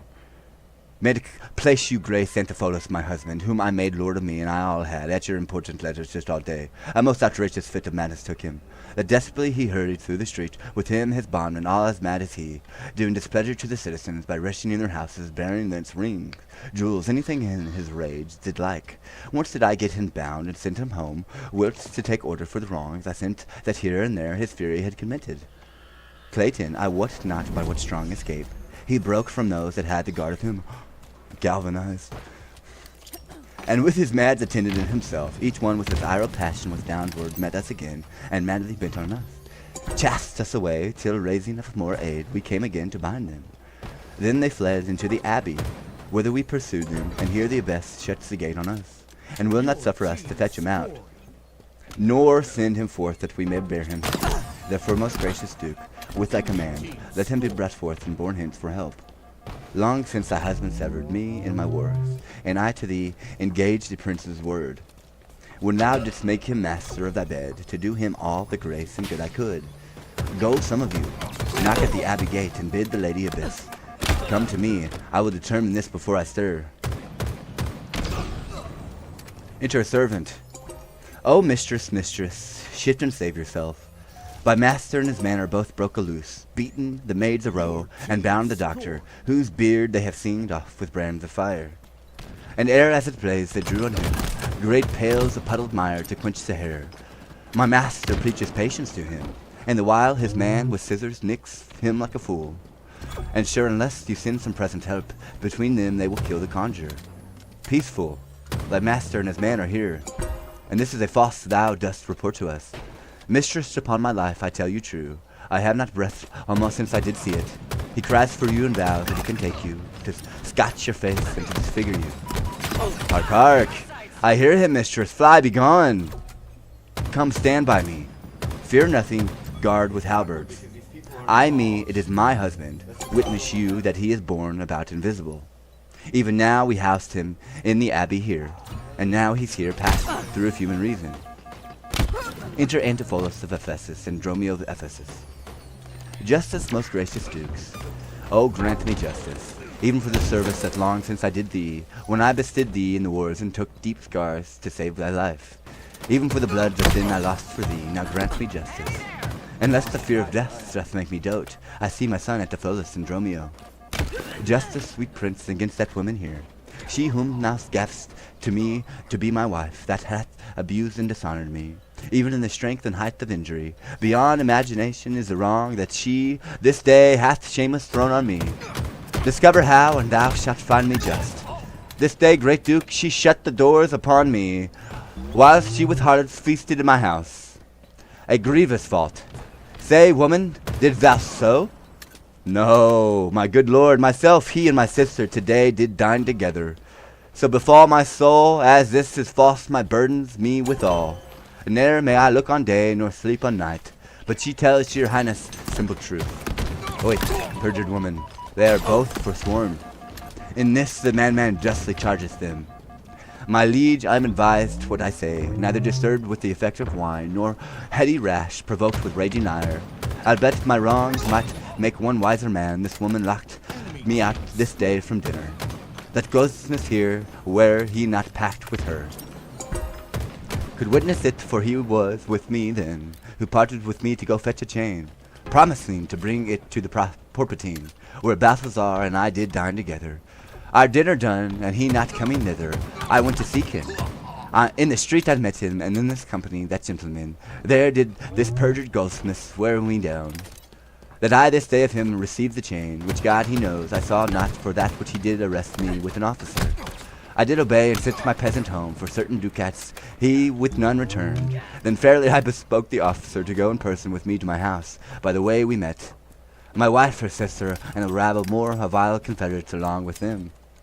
They brought one Pinch, a hungry, lean-faced villain, a mere anatomy, a mountebank, a threadbare juggler, and a fortune-teller, a needy, hollowed, sharp-looking wretch, a living dead man. This pernicious slave forsooth took on him as a conjurer, and gazing in my eyes, feeling my pulse, and with no face as 'twere outfacing me, cries out, I was possessed. Then altogether they fell upon me, bound me, bore me thence, and in a dark and dankish vault at home, there left me and my man both bound together. Till gnawing with my teeth my bonds in sunder, I gained my freedom, and immediately ran hither to your grace, whom I beseech to give me ample satisfaction for these deep shames and great indignities. My lord, in truth, thus far I witness with him, that he dinned not at home, but was locked out. But had he such a chin of thee, or no? He had, my lord, and when he had ran here, these people saw the chain about his neck. Besides, I will be sworn, these ears of mine heard you confess you had the chain of him after you first forswore it on the mart. And thereupon I drew my sword on you, and then you fled into his abbey here, from whence I think you are come by miracle. I never came within these abbey walls, nor ever didst thou draw thy sword on me. I never saw the chain, so help my heaven. And this is false, you burden me withal. Why, what an intricate impeach is this! I think you all have drunk of Circe's cup. If here you housed him, here he would have been. If he were mad, he would not plead so coldly. You say he didn't at home. The goldsmith here denies that saying. Sarah, what say you? Sir, he didn't with her there at the Porpentine.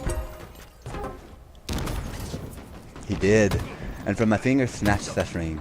'Tis true, my liege, this ring I had of her. Saw'st thou him enter at the abbey here? As sure, my liege, as I do see your grace. Why, this is strange. Go call the abbess here. I think you are all mated or stark mad.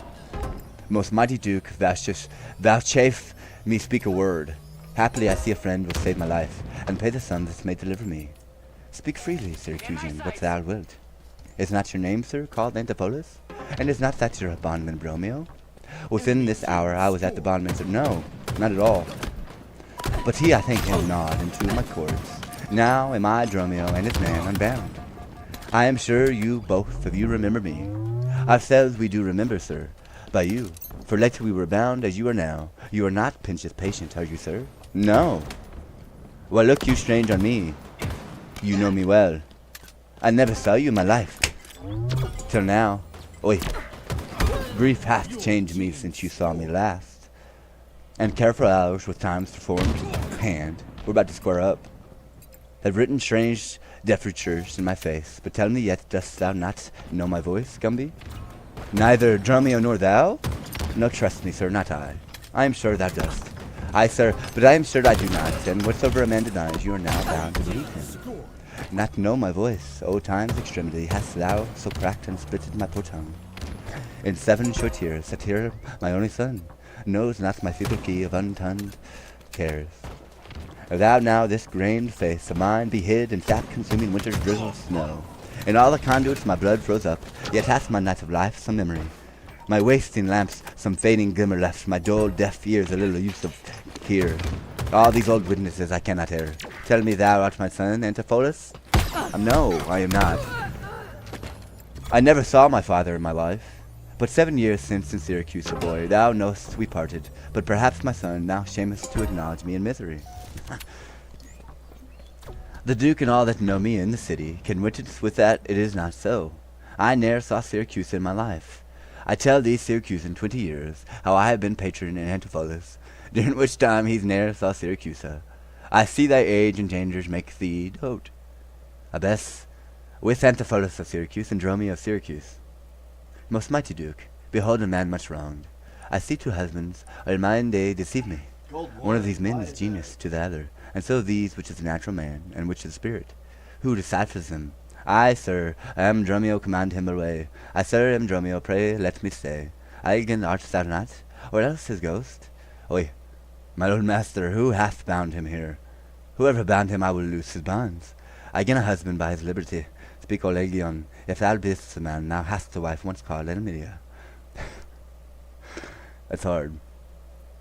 That bore thee at a burden to fair sons. Oi, if thou be'st same, Aegeon speak, and speak unto same Amelia.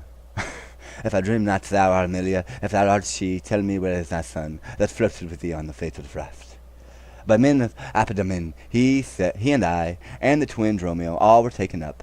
But by and by rude fishermen of Corinth by force took Dromio, my son, from them, and they left with those of Apidamin, and then became of them I cannot tell. I do this fortune that you see me in.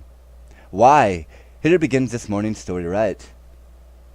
These two Antipholus, these two so like, and these two Dromios, one in semblance, besides their urging of aristocracy. These are the parents to these children, which accidentally are met together. Antipholus, thou camest from Corinth first? No, sir, not I. I came from Syracuse.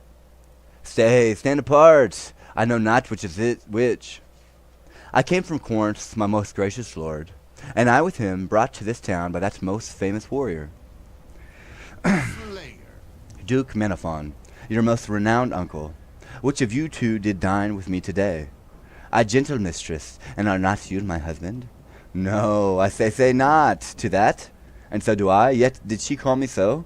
And this fair gentlewoman, her sister there, did call me brother, which I told you then. I hope I shall have leisure to make good, if this be not a dream I see and hear. This is the chain, sir, which you had of me. I think it be, sir, I deny it's not.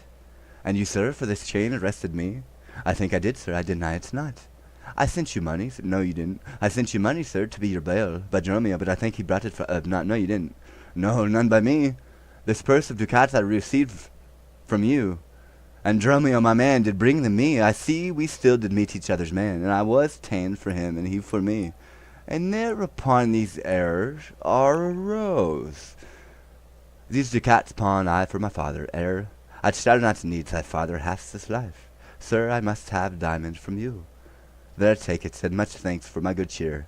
Renowned Duke, the shaft take the pains to go with us into the abbey here, and here's at large discourse all our fortunes, and all that are assembled in this place, and by this sympathize one day ere, have suffered wrong, go keep us company, and we shall make full satisfaction.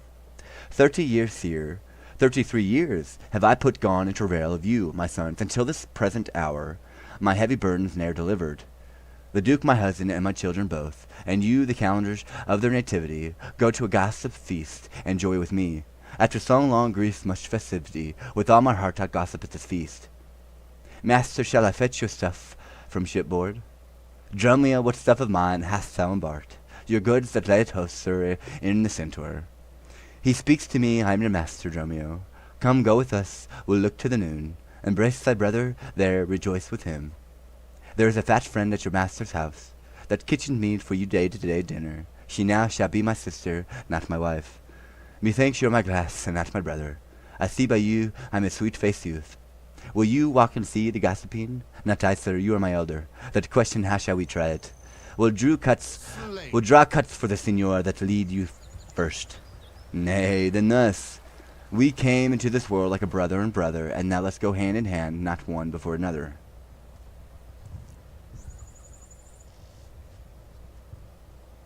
I thank you, sir. I'm having a good time with this. I appreciate you. I'll finish with David.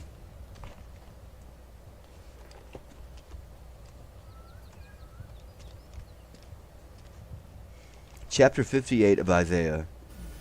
Hold on. No, it's not.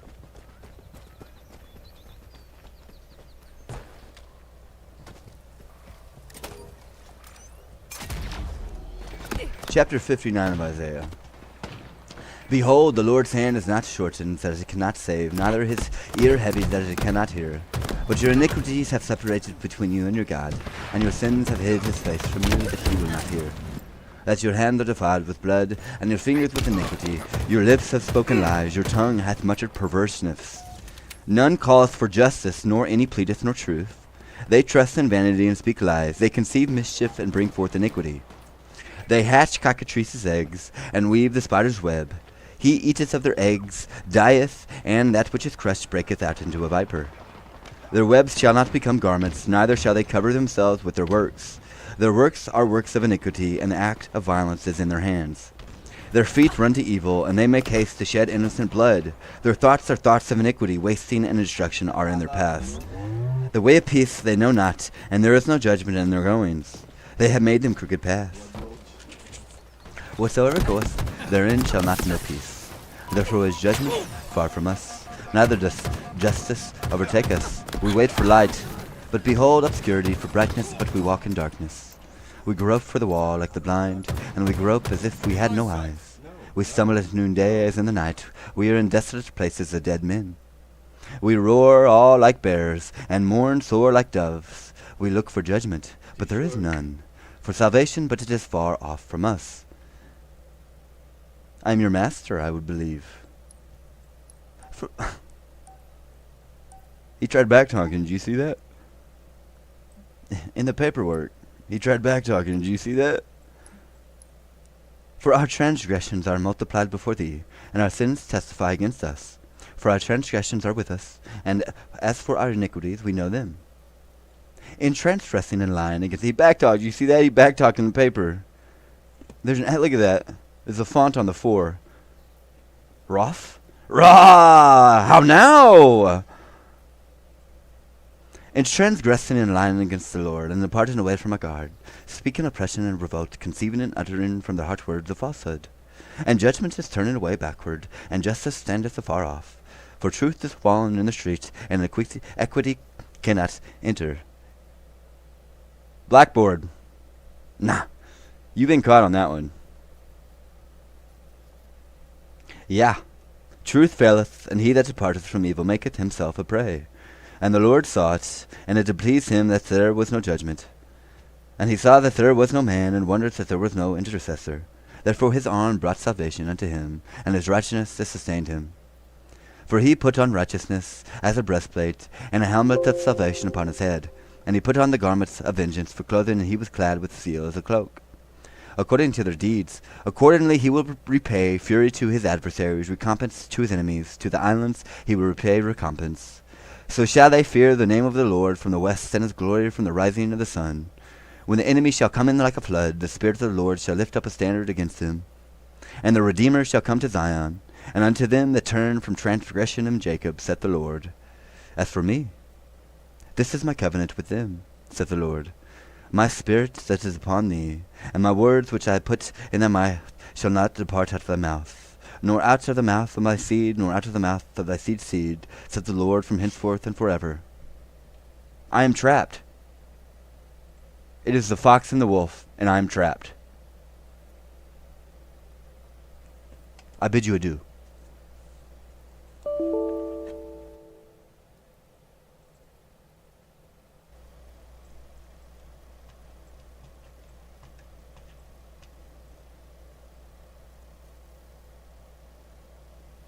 Oh shit.